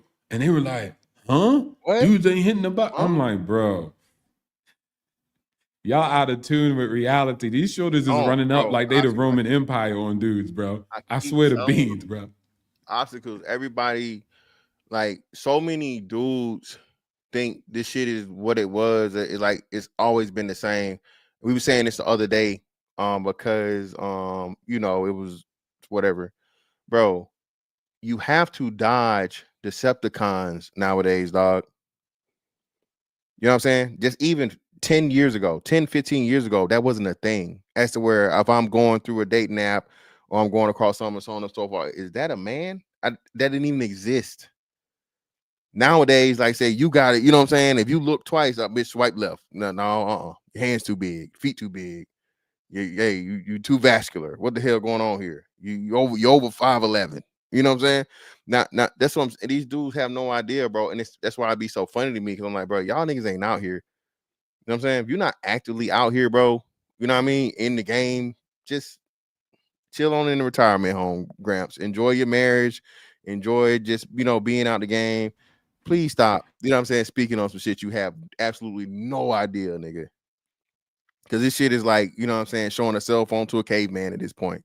You're talking motherfucking dating market and dating the mating market. Y'all just really out of touch. You have no idea what's going on. And they think it as easy as, well, we just go back to the game plan. Like, bro, you can't just go back. Like, you know, the indoctrination, the campaigns, the promotion, it's all going this way. Unless you're about to buy Twitter and launch a different campaign and take it a different way, man, it's going to be hard, my homie, because what you're talking about is, man, let's just go this way. Let's do it like we used to do it. Yeah, it's like, bro, nobody's going to concede power. You think these shorties are going to concede power? Like I said, it's the shorties that's single that's getting y'all wives to be interested in divorcing y'all. So it's not like it's other men convincing them to get divorced. Back in the tube, you can't close motherfucking Pandora's box once it's open, man. And Cree, I learned this from y'all. Cree. Women, black women said this. They said, remember that it was a big major hit song like 2 summers ago. That nigga a munch. Okay, Yep, that's drive it. by box eating. And ninjas was dancing to it. Like eating, no beating, which is crazy to me. Like that's some shit I ain't never even thought of or heard of. That's crazy. And they was dancing to it too. Like, yeah, a munch. Like, what? Yeah, niggas was in the video. Niggas was dancing and pop locking and shit. Pop locking. Talk about their munches. I'm like, yo, landslide, bro. Yeah, man. Wow. Shout out to I had a anonymous donor for the 25 on Cash App. I greatly appreciate you. Ain't nothing but some money. Thank you for the $25 donation, and we will respect your anonymity. Appreciate you. DeBell, what's up, fam? What's going on with you, brother? Hey, what's up, fellas? Hey, you got it. Hey man, this kind of situation right here, man, just go to show, man. We got to learn how to let go and walk away. I mean, I think what tied him to that girl was they had a baby, right? Because the other kids weren't his, correct? Yep. Yeah, and I mean, when they get to a situation where you done exhausted all your resources in the courts, and you can't get proper father's rights or whatever, man. I mean, it's time to let go, man. When a female makes it impossible for you to be a father. Yeah, I agree, man. Like I said, we have to get out of that. That's a great point too, man. If these women, it's okay for women to literally, stop the life and prevent the life of a child. We got to get out of this stigma where a man is a deadbeat because he says, well, hey, listen, this woman is being difficult. She's purposely interfering with, she's trying to alienate me against the child. So you know what I'm gonna do? Hey, I'm gonna step back into some time as to where either she matures or I have better chances and resources of being able to, get custody, whatever. But yeah, man, you definitely have to, we got to get out of this shit. You fight for your kids no matter what. No. Hey, because hey, a lot of times in them kind of situations, the more you fight, the more she'll manipulate the child. So you know what I mean? So the more you fight, the more your child is gonna get hurt mentally by this woman. Or physically. Yeah. Some of the best thing a father ever did, man, is leave them kids alone. We remember I covered it last year. Was it last? Yeah, it was last year. The man was awarded custody of the kids, and the woman burnt her and all the kids in the house, bro. Yeah. Because the man won custody. And I would also say too, like, and that's why probably most dudes would be like, yo, my father left. And it's like, bro, you don't know the circumstances. You don't. And they be holding that chip on their shoulder until they die. It's ridiculous. Also. Obstacles. Obstacles. I just found out last year that Tupac daddy's still alive. Mm-hmm. This nigga told me he was dead in 90. He told me he was dead in 93 or 94. He was dancing in the Munch video. No, he's still alive though. And then but Kanye West said this when he was like, I think he was like 40 something, right? And he was with his dad finally. And he had said to his dad, he was like, he just figured out his dad was his best friend. It's after he bought all those acres, right? And then he asked his dad about his mom, and he said, look, I never told this to you because I didn't want to disrespect your moms. A lot of men are like that. They hold a lot of stuff back and don't say nothing because they don't want to speak negative about the mother of the children, right? Your mother, you only get one mother. We heard that before. And so he was like, bro, I wanted to move to Chicago with you, but your mom said if I moved to Chicago, I would never see you in my life again. Exactly. You'll never see. So he was like, I couldn't come. And then she made him basically a son husband after that. Yeah, and he was Kanye was in love with his mom, man. You know what I'm saying?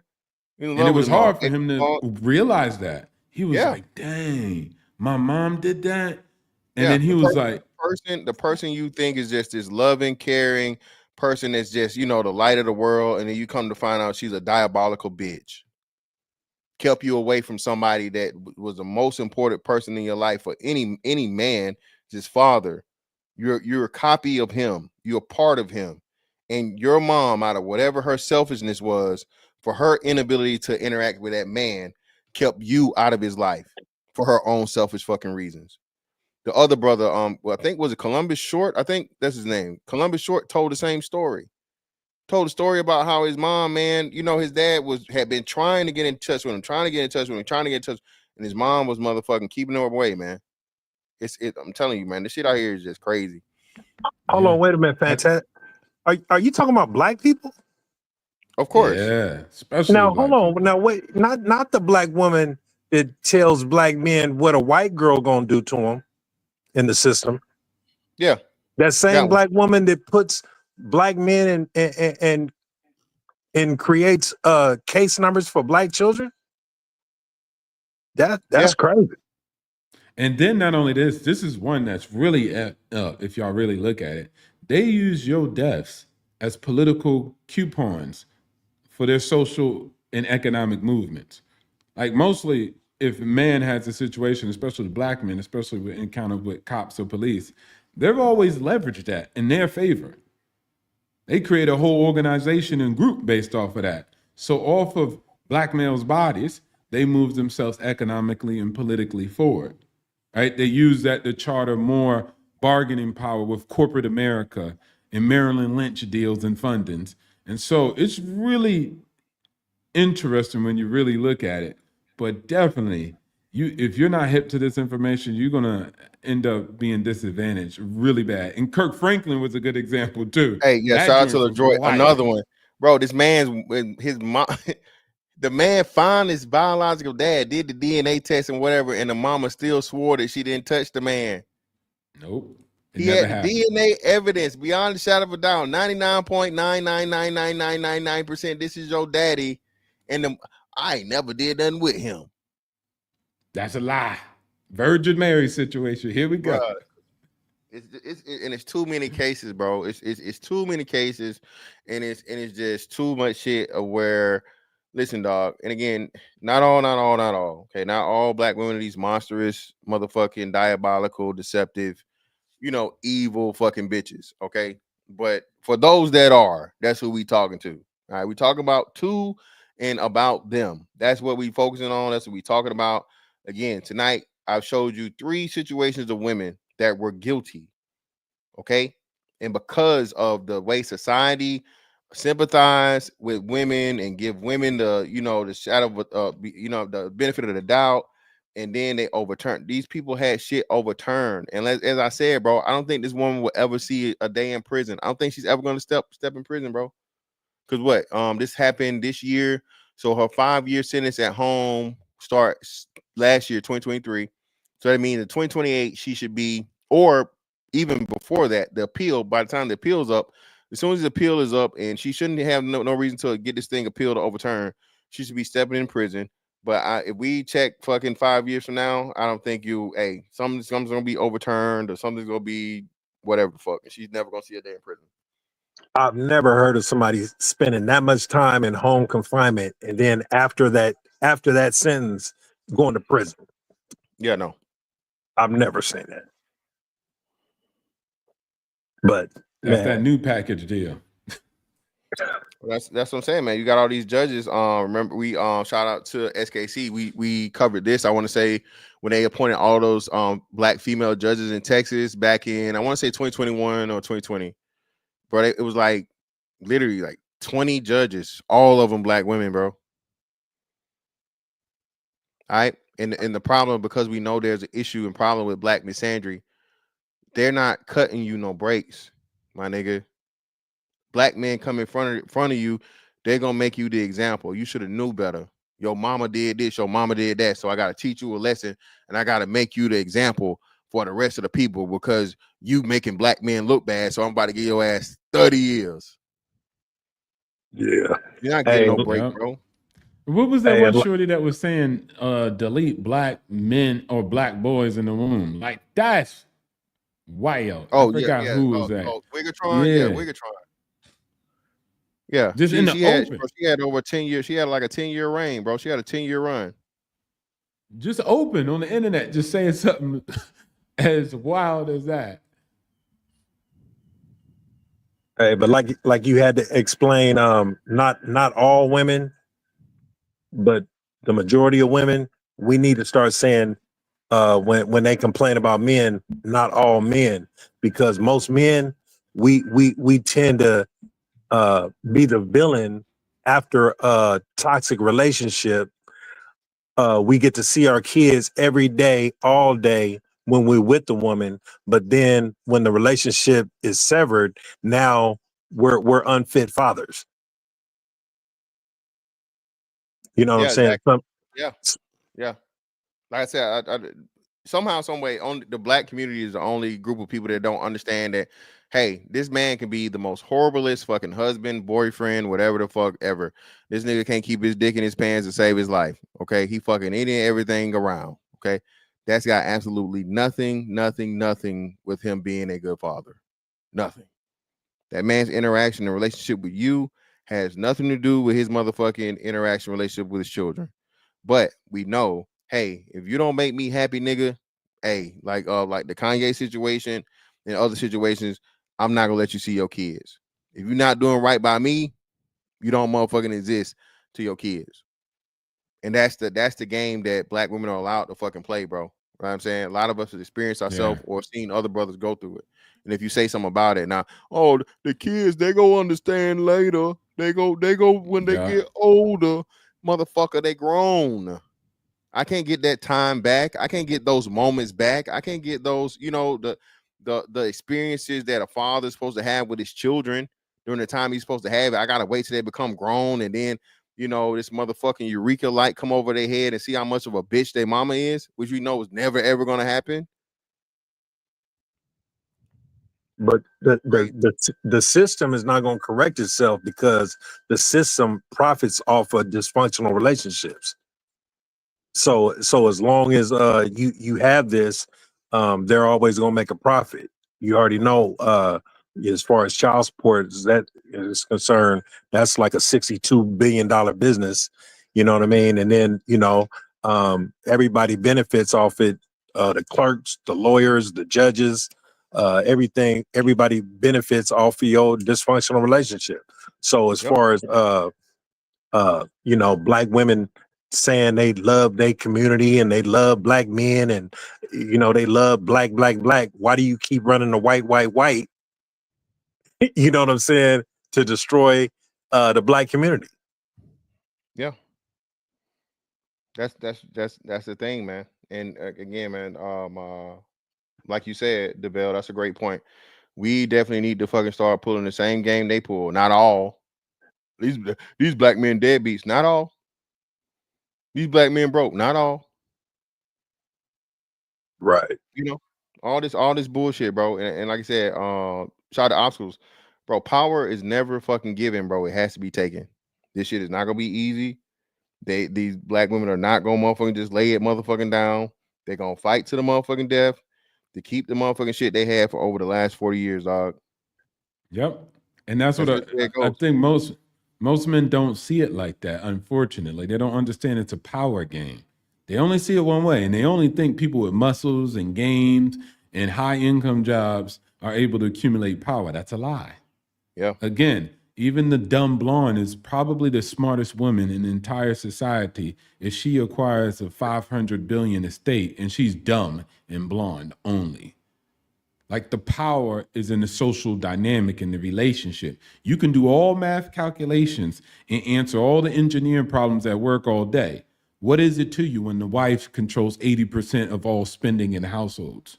She's the finance. She's the bank. She makes the decision. It's cheaper to keep her. Here you are looking at freedom, but you don't want to take it. Why? Because it's cheaper to keep her. So that's power. And nobody's going to give that power up because you feel salty or because we're better together than part. Yeah, you better underneath their heel. You could be a work mule or a war horse for them. That's your applicability. And nobody's going to give up that power easy, bro. You can't shame them into giving up the power. That's just dumb. Man, I'm about to talk trash on the internet. You still going to give it up. And then last time I checked, I don't know if you were there, but the guys were complaining about the same points. And they said, well, if girls just gave me more of the box all the time, I wouldn't complain. So you don't stand on nothing. At the end of the day, they got you in the bind, Nate. That's it. It got you in a big bind. Yeah, but when you say it's cheaper to keep her, so you would rather stay in a dysfunctional relationship than sever ties? Because I mean, peace is priceless. Well, no, I don't think he's agreeing with that. He's just saying that's a philosophy that a lot of dudes use. Yeah. No, I mean, that philosophy right there. What I mean, cheaper to keep her, but yet you stay miserable. You know what I mean? And and anything can happen at any time, you know, especially when, you know, you despise this person and you just stand with them just to stay with them because you know that your assets might get you know, divided, or you might take a loss financially. But the thing about peace and you know, letting go and going your own separate way, I mean, you know, hey man, that's priceless. Because I mean, you know, the rate of black men dying of stroke and heart attack, high blood pressure, all that type of shit, man. I mean, you know, you can't buy peace, man. Yeah. That's what I'm saying, man. And I Well, in a think divorce, you got to pay. It's some price to it, and people ain't willing to pay. Well, that's what Again, I'm they saying. rather stay in Egypt and not go to the promised land with Moses because they got to leave everything behind, and they don't want to leave everything behind. Yeah, man. Listen, that day is over with too. Listen, bro, you can build back, bro. Exactly. Build back better and quicker. Yeah. Listen, all these men, like you said, these women that are like the top 10, a few of those women in that top 10, the most richest women in the world from divorce. You know what I'm saying? Mackenzie Bezos and Bill Gates' wife, all these different things and so on and so forth, right? Well, those men make that money back. I know, you know, they billionaires and they Was Steve Jobs, was he married? No, I don't think Steve Jobs was married. No. But he was taking care of his baby mama. Well, she held that over his head and blah, blah, blah. He was like, God dang it. But they guilted him. That's your baby. I wonder who the beneficiaries was. Hopefully the kids. I think he gave he gave majority of the way. He gave a little bit to the one daughter that he accepted after a while. Because she had slept with his best friend. And then she was still like, but it's your baby. Yeah. What? His baby mama did? Damn. Yeah. It's an evil world we live in. I'm telling you, man. Listen, evil world. Back then too. Nobody, and that's, you know what, that's the wonderful thing I keep trying to get, bro. Please understand, dog. I'm not saying you're on the same level. When it comes to these relationships, there's no difference up and down the fucking spectrum. Poor, middle, rich, fucking uber rich, bro, smart, dumb, educated, uneducated, bro. All this shit is the same relationship wise, bro. Nobody's safe. Jeff Bezos was number one in the world when his wife filed for divorce. The bitch filed for divorce, married some Humpty Dumpty ass middle school teacher, got a divorce again within, I think, like a year, if not or less, because, you know, happiness. And she was saying, oh, happiness is not about money, and I want happiness, is why she married some regular, and then got rid of his ass. Giselle Bundchen, right? Tom Brady's fucking wife. This woman is pregnant less than a year later from being the wife to one of the greatest, arguably the greatest. Some people claim the greatest football player ever, right? And she got with the fucking yoga instructor or some shit. Please, brothers, please, man. This is why I keep telling y'all, bro. Stop trying to get these bitches the after 7 package, nigga. Don't forget Bill Gates' wife. The mountains. Huh? Go What's ahead. After the 7? Don't forget Bill Gates' wife. Yeah, Bill Gates. Yeah, Bill. I'm telling you, stop thinking you have to have the give these women the world and the galaxy and infinity and beyond, nigga, like Buzz Lightyear. Okay, because that's still not gonna be enough. It's after what you called it? The after what? 7? Yeah, after 7. You remember the song for After 7? I give you the sun, the rain. Yeah. Okay, got you. Yeah. Yeah, that's the After 7 package, man. We gotta stop that shit, bro. That shit over with. It's good to listen to. All that baby face shit, bro, will get you for having a bad spot, brother, in 2024. Yeah, and then also I want to say allegedly on all that. Baby mama of Steve Jobs allegedly slept with their dad. We want to say allegedly because they got landslides out here. But yeah, I think what's really important is men, humanize women. That's what y'all need to do. I don't think you're used to humanizing them. They can do this and they can do that, but I think you said it before, Mr. Fantastic. You got to learn how to be indifferent. Once you become better at becoming indifferent, man, I'm winning. I don't have much problems with women, but that's just because I'm indifferent. If I threw all those emotions that I see guys go over the wall with, I'd be mad too. But that's the control. That's the power. Like, I know your kid is your greatest thing, so I'm going to use that against you. It ain't good for the kids, though. Technically, look at this survey. I don't care about a survey. I got you to bend the knee. I got you to give me alimony and child support, and I don't have to go to you for nothing. I'm the authority now. Yep. Why wouldn't a human with self-interest would pursue such goals? It's just human nature. Yo, what up with you, bro? Mr. Alignment, right? What's going on with you? Yo, my mic messing up. Nah, you good. Go ahead. I got in. I seen the picture of that little light skinned bitch. Bro, this me and my guys was just talking about this in a group chat for real. Oh, word? She got off because she pretty, bro. It's That's no a part way of she it. got. Listen. She got 5 years in prison, 5 years house arrest, 10 years probation. When the fuck y'all ever heard some shit like that, cuz? I'm with you, bro. I said, yo, I looked at it. I'm like, yo, if y'all watch the video, her baby dad, whoever the dude was, he was beyond emotional. Nigga, you know what you signed up when you got. Little baddie, she script. Don't try to act crazy now.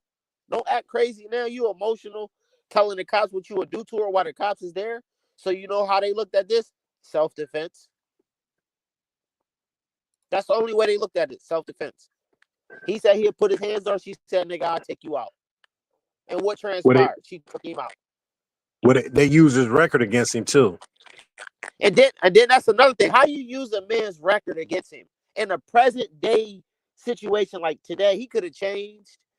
Obviously, he was a good father. He was watching kids that wasn't his. Y'all remember in the R. Kelly song, R. Kelly featuring Sparkle, when he was coming at her for taking care of a child that wasn't his, and she turned around to that nigga he wasn't shit. Yeah, let's talk about it. This shit hurt. This shit hurt me, cuz. She took that man out, bro. Come on, dog. I don't see Sharon covering this story. I don't see nobody that's all for women's empowerment covering this story. Because of course not, man. Listen, you know that will go against the script. And like I said, this is a cautionary tale for brothers out here. Because like you said, bro, a big part of it, just even him being in that situation because she bad. She's a stripper bitch, bro. Like I said, she a bad little stripper bitch, bad red bone stripper bitch in Atlanta, nigga. That nigga her weight worth gold, nigga. And she clearly out here fucking raw. Hey, niggas ain't worried about none of the other shit you talking about. They ain't worried about no red flags. They ain't worried about multiple baby daddies. Them niggas just trying to be. Hey, they just trying to get their piece. You know what I'm saying? Go ahead. Just like the high yellow prostitute that shot the man in the back of the head when he was asleep. Yeah. Fucking the same thing. That you know what, Mr. Alignment, that was the big part that we said this. The big part of why Cyntoia Brown got off because she was young and like you said, she was attractive. Innocence, attractiveness. The more attractive a woman is, the more that she's seen as innocent, defenseless. She could never do that. All these things. It's psychology too, bro. Like people don't like, bro. It's so much shit that people don't understand when it comes to this game, bro. It's crazy. And all the celebrity support she got. Yeah, what was you saying? No, I was just saying, just like when Cardi B allegedly, she admitted herself that she was running down on men, drugging them, and had the Transformers come through. Yeah, had the Transformers come through and beat him up. Like that had nothing to do. You could have just robbed the dude, but she done did all this other crazy back end stuff with the Transformers coming through and having their way with the men too after being drugged. Well, she threatened the Transformer shit, but she actually admitted to, like you said, drugging men and robbing them. Okay, so boom, there you go. Any man in history, and what makes it so crazy, I think I know for a fact people forgot this. One dude actually came out and said, "Hey, look, I was a victim of Cardi B." He filed a suit, but within like a couple of days he retracted it because, "Oh nigga, you a pussy. Oh nigga, you this. Oh you nigga, you that. Oh nigga, you this." And I'm like, bro, what the fuck? Like what? No one would ever do that to a fucking woman, man. If a nigga was stupid enough to get out here and say, "Yeah, man, I used to fucking drug bitches and rob them." You will have you have 30,000 fucking women. They don't even know this man's name. They couldn't pick him out of a lineup. He got me. He did it to me. Hey, but not to change the subject, but you remember the Lorena Bobbitt story, right? Yeah. I mean, just think if it was the other way around. Oh yeah, you go. Yo. Yeah, bro. They putting you under the jail. Yo, I'm gonna say this, and I'm gonna bow out gracefully because this is disheartening. It saddens me dearly to my heart. It's a woman that unalived her father, that raped her from the ages 5 to 15, and then when she finally, took him out of his misery, his sickness, something that therapists couldn't do, the justice system couldn't do. At 17, that woman doing life in prison right now, and they get this woman 5 years. Stop playing with me, man. Stop playing right now, cuz. That woman did something that was beyond justifiable, and they gave her life. And they want to give this woman 5, 5, and 10. They ain't giving no nigga that. Yeah, Thug just got what 20 fucking years probation in the same system. Thug just got a dub probation. Yeah, 20 Come years on, bro. probation. Y'all got stop. Yeah, they got to stop this shit, bro. Ain't no uproar about this. This because she pretty. I bet if they shunned, whatever, her unattractive, man, listen, she'd have got 35. Easy. No probation. Probably no parole. But because she a little pretty, little light-skinned joint. And y'all want to talk about pretty privilege don't exist. Man, get the fuck out of here, cuz. Hey, bro. Hey, you got to throw this in there too. It's a combination: pretty, light-skinned, and got children. You got the children got to be a factor too, because they will give a female leniency with kids. Yep, ultimate sympathy package. And I forget who's they showed this, bro. People don't understand. People, bro. Women literally get years in prison and don't lose custody of their kids. People don't even know that. That's the thing. Women will get years in prison, bro, and leave them in the custody of the mama, the daddy, the whoever the fuck, whatever, right? The father can literally be taking care of that child because the mother was, and then what she don't automatically lose? She don't lose custody of them kids.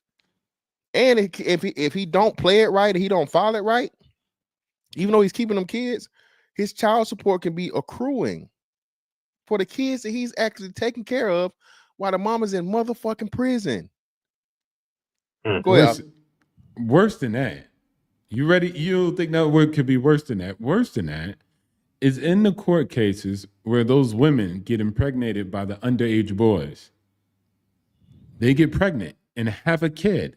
They don't lose custody of those kids. Nope. They're considered somebody who should be on a registration somewhere, not allowed to be around any kids, but they're still allowed to have the custody of their own kid doing what they did to that underage boy. And file for child support obstacles. And file for child support against because he's not 18 years old. The family has to pay it. The mom and dad, the parents have to pay it. Okay, now that's super crazy. It already was right. So my thing is, if it's a man's world, why do women seem to win the most? Because you got a system. You got a system that's ran by man guilt. Yeah. Men created our own prisons, man, from a legal aspect, societal aspect. We made it this way, and at a time it made sense because women didn't have rights and women didn't have the authority to do things without men. They didn't change the laws as the times changed, and people are still acting like women are the women of 50 and or more years ago when women don't have the rights they have today. A woman can do any and everything that you and me can do. I can't wait, and I say this proudly with confidence from the bottom of my heart. I can't wait till women start getting locked up for lying on men. I can't wait for women to get locked up for lying on men, for rape, DNA, proof they not the father, lying to get men arrested, saying that they abused them. And I want them to do time to make them sit and think about their actions. Not no 2 days. I'm talking about years, bro. This is sad. It's I have no words for the behavior of these women, bro. It's almost a cry out for help, because it's like, how do you, like, bro, I don't even do the boycotting and the protesting and all that, but something gotta give, bro. Hey, We gotta stand up. We gotta take it off know, these YouTube panels, bro. We gotta stand up in our states, our cities, our towns, our communities, or whatever, bro. These women can't keep getting away with this shit, dog. Exactly. But and the the thing only is, people we keep missing our shot, because every time during election year, they always pushing their narratives. Now, the Democrats was pushing this women's rights and abortion and all this type of health issues or whatever due to abortion. But the men we don't push our narratives about men's rights and fathers' rights and equality, because we didn't let this shit go too far to where I mean, especially black men, we at the back of the bus. The only people who have to be convinced are other men. You don't got to go convince women or nothing. It's mostly just other men that you have to convince.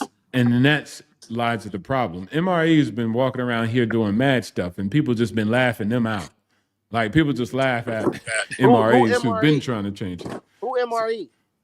Men's right activists. So those men who are just like not just going to the internet and just talking, but they're really trying to change like a legislation or, trying to push things in the way y'all talking about. People have been laughing at them for the longest. And women are easily able to make them as anti-feminist, anti-women haters. And it be men who be like, yeah, they hating on women. So again, yo, Fan, you want to know one thing I realized about your panel, about your sector? I'm gonna just call it the fantastic sector. Women not dare come up here and talk crazy. Why is that? Yeah, because bro, like I said, I'm not emotional, and I'm not I'm not a woman hater. So I mess up a lot of the narratives that they may be able to try and come at me with. And you like, y'all, everybody know my panel is open, bro, but it's just not an easy target. And I'm not a sensationalist. I'm not up here trying to do a whole bunch of bitch, whole shit, blah, blah, blah, blah. No, baby, let's have a conversation. That's what I'm saying. For some odd reason, a man that comes, he's very perspicacious in every topic. He gives stats, all of this shit. Some reason they don't come on these panels. But let it be somebody else's panels. They want to go up there and chastise men, criticize them, berate them, scold them to the fullest extent, to the point that you got men on there begging for them not to talk to them bad. Well, I think that's because in a lot of ways, if I was a woman, I would have rather talk to people who are off the mark than on the mark. So mostly with Mr. Fantastic, he's saying women are winning. What are you talking about? Look at this, and this indicator. Just by looking objectively, not wait, hold on. Not putting his morals into it the way it woulda, coulda, shoulda been in the past. So other people though, they'll have a conversation with women. Oh man, the way it was in the past, and technically speaking, if y'all go back to acting like this, then we can get the nuclear family back. And then so women are like, yeah, let's go over there and have that conversation and gaslight and et cetera, talk all for the point. But over here, what are women gonna say when Mr. Fantastic say, yeah, y'all winning, y'all divorcing, y'all getting the kids? Well, yeah, I don't agree with them winning. I would say that. No. I don't say they're winning.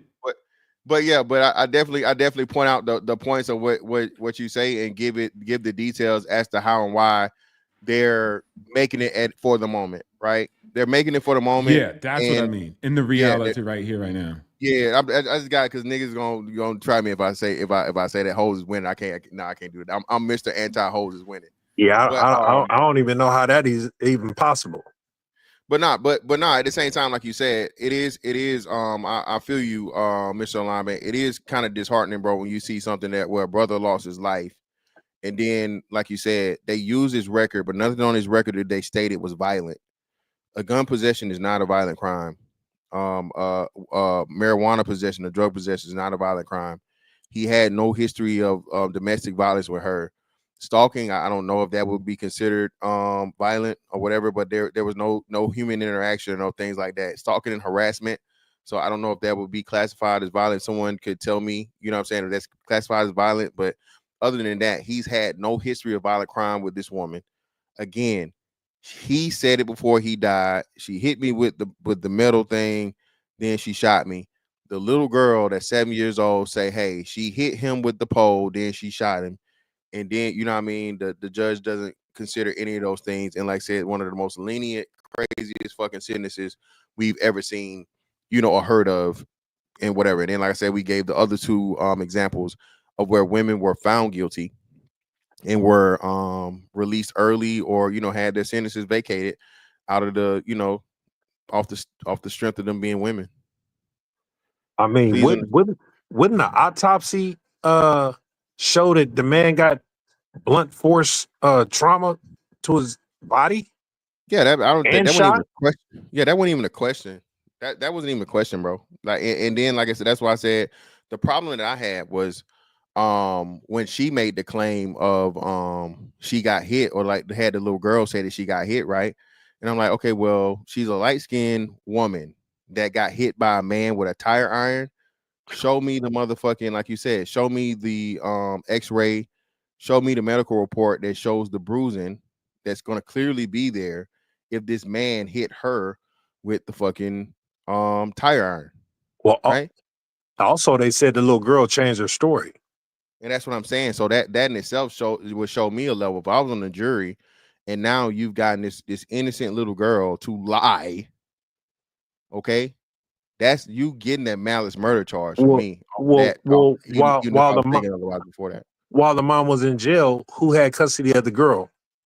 Of course, her the family, same people right? that had her out there, the aunt or whoever the fuck it was who had kissed mommy goodbye. Yeah, them mama's family.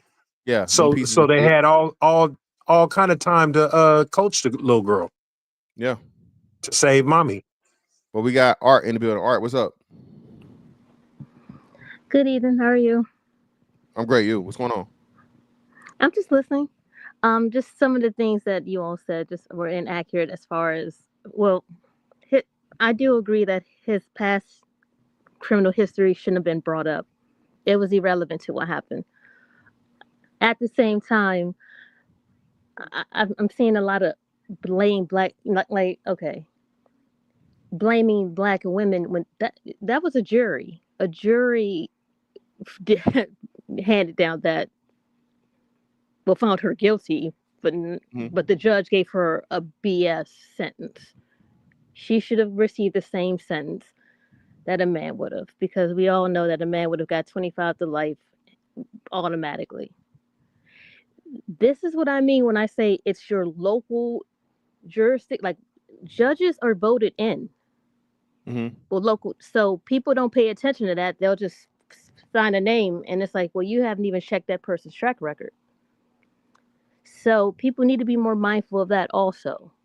Not just worrying about the presidency, because really it's your local government that's going to have the most impact on you. But what did you say when you first came on? You said we got something wrong? Yeah, I said, yeah. Well, What do we get wrong? Stalking and harassment, those are that's considered serious. Yeah, that's what I was asking. That's why I was. that's what. yeah. So stalking and harassment are considered violent crimes. It depends. It's kind of hard to explain. Yes, I would say. Trying to think how I can explain it. Okay, so say if someone has a restraining order against someone, and the person keeps popping up everywhere they go, that's considered that, and just approach them like, hey, I want to talk. That's considered violent. Okay, got you. Okay, so that's why I asked. That's why I asked the question.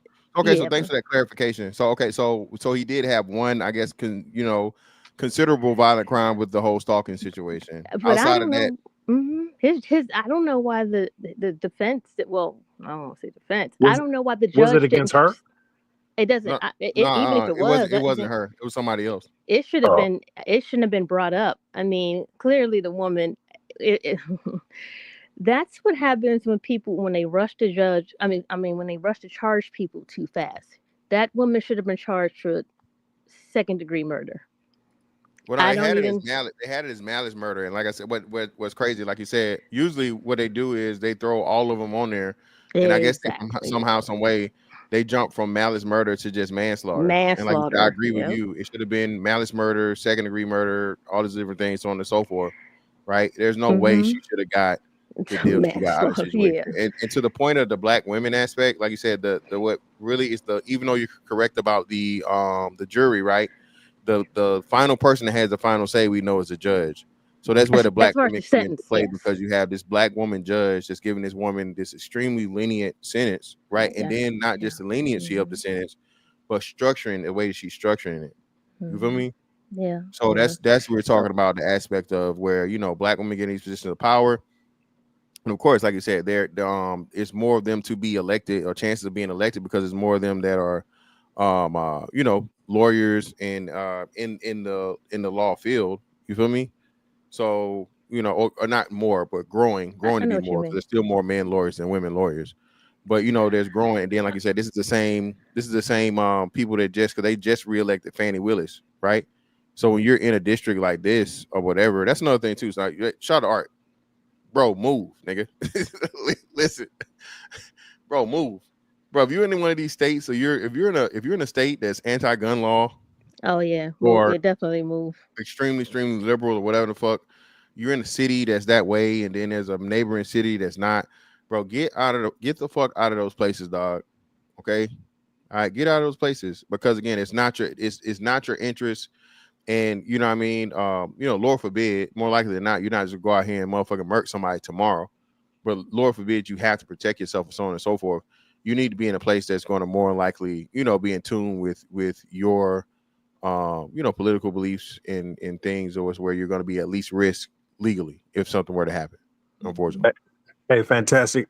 Do you know if Quanisha had a record? That's her name. They didn't bring it up.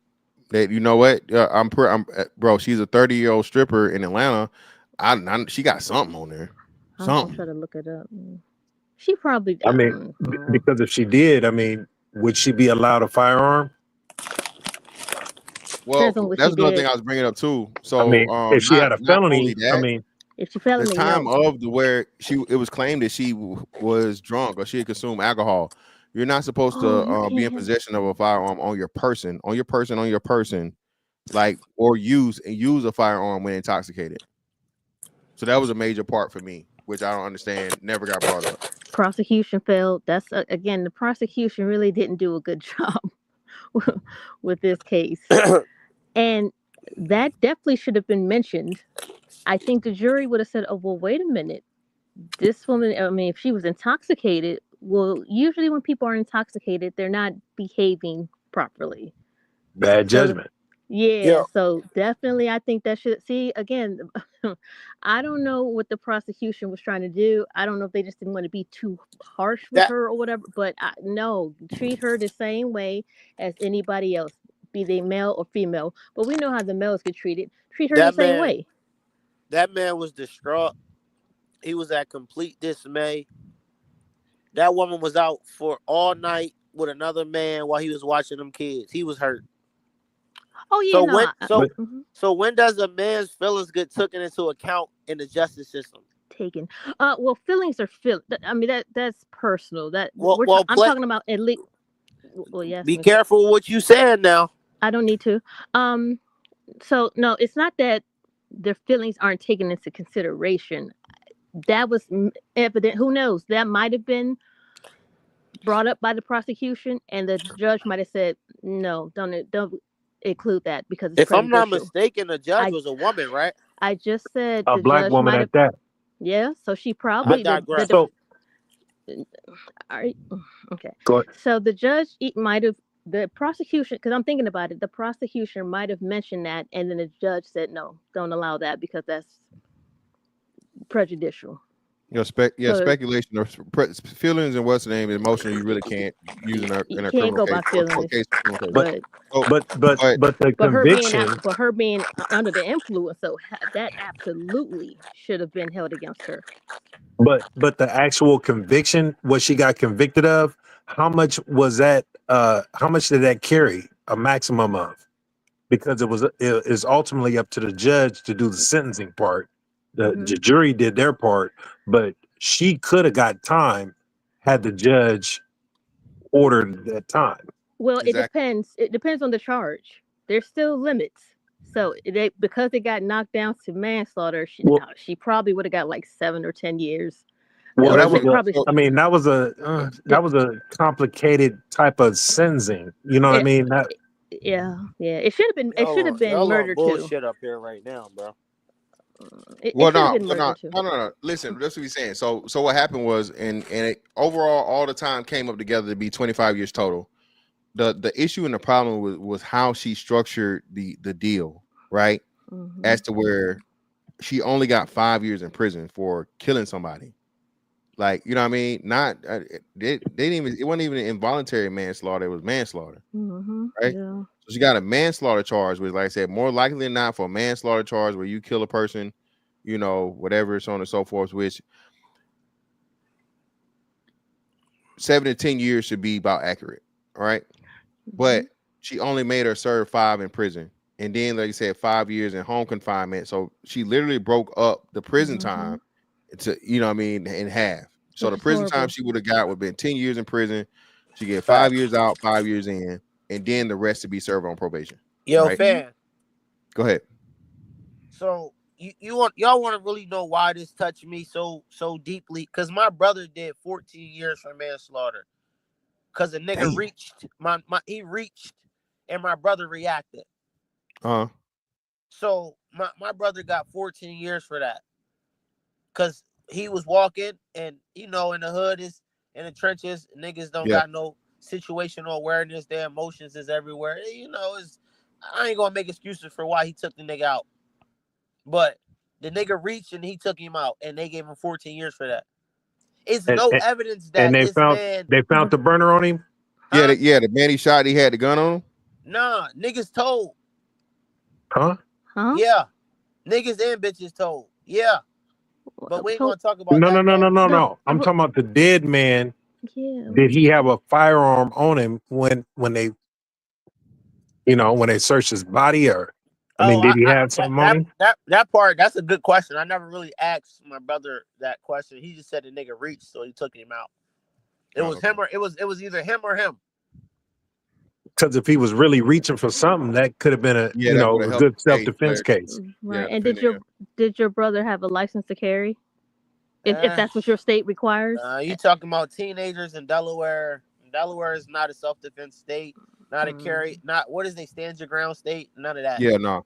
Hell no. Delaware is you take a nigga out in your own crib, you doing time. Period. Unless he try to unless you, I don't know what the laws is here, but I just know I don't know too many people that got off for taking somebody out, shooting somebody in the foot. You doing time? They want you. They want your services here. I mean, he would have had action at appeal had a firearm been on that other man. Absolutely, a good one too. Yeah, but if he wasn't supposed to see that's why we gotta people. Yeah, like I said, I wasn't being disingenuous about it, but I said teenagers, 16, 17, 18, however way they was, you know, he wasn't licensed to carry. Well, then, okay. Yeah, Right. so I understand it. I understand it. Right. Now, I do think if someone was 16, I think 14 years was entirely too much. Shit. For a 16-year-old, I think that's entirely too much. They're going to get it however way they can get it. Yeah, that's entirely too much for a 16-year-old. That's... The nigga reached, he took him out. I don't know what to say about it. Whacked him. Whatever. But, you know, that's neither here nor there. My fault. Go ahead. Very cool. But hey, man, I greatly appreciate you guys for pulling up, bro. Great conversation. Art, thanks for coming in and adding the context of the information about the stalking aspect of it. Like I said, I had a question about that. I didn't know. You learn something new every day. But yeah, man. Good night, y'all. Ultimately, Oh, go ahead. What'd you say? Oh no, I thought you was wrapping up. Yeah, I'm wrapping up. Yeah. Okay. Cool. Yeah. So I appreciate y'all for coming up. Shout out to you, the bell, bro. Shout out. So yeah, man. Brothers, be careful. All right. This isn't a, abstain from women, don't deal with no women. Nah, nigga. We don't do that over here. All right. But be mindful, man. If you ever in an extremely toxic situation that's getting close to or near violence or whatever, remove yourself from the situation. If you have to, call the authorities, dog. That shit can literally save your life and leave, nigga. Don't stay there. All right. Do not stay there, man. And go back and forth, dog. All right. Don't do it. Anything can go wrong, especially like I said, if you're a gun owner, you got guns around the house and shit like that, so on and so forth. She know where the gun's at and shit, bro. It's not fear mongering, it's not to scare you, but you gotta take care of you, bro. You only get one life, nigga. Ain't no respawn, ain't no motherfucking one up, ain't no cheat code, ain't no infinite lives, nigga. She hit your ass to that fire. You ain't finna jump out the motherfucking plane with no motherfucking parachute. Ain't no gulag, nigga. It's only one place. All right.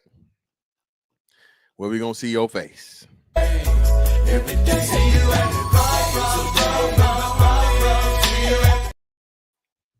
But hey, man, greatly appreciate you guys put up on me. That's that on that one. We'll catch y'all next, man. Holla. We out. Hold on, make sure I ain't missed no super chat. Yep, cool.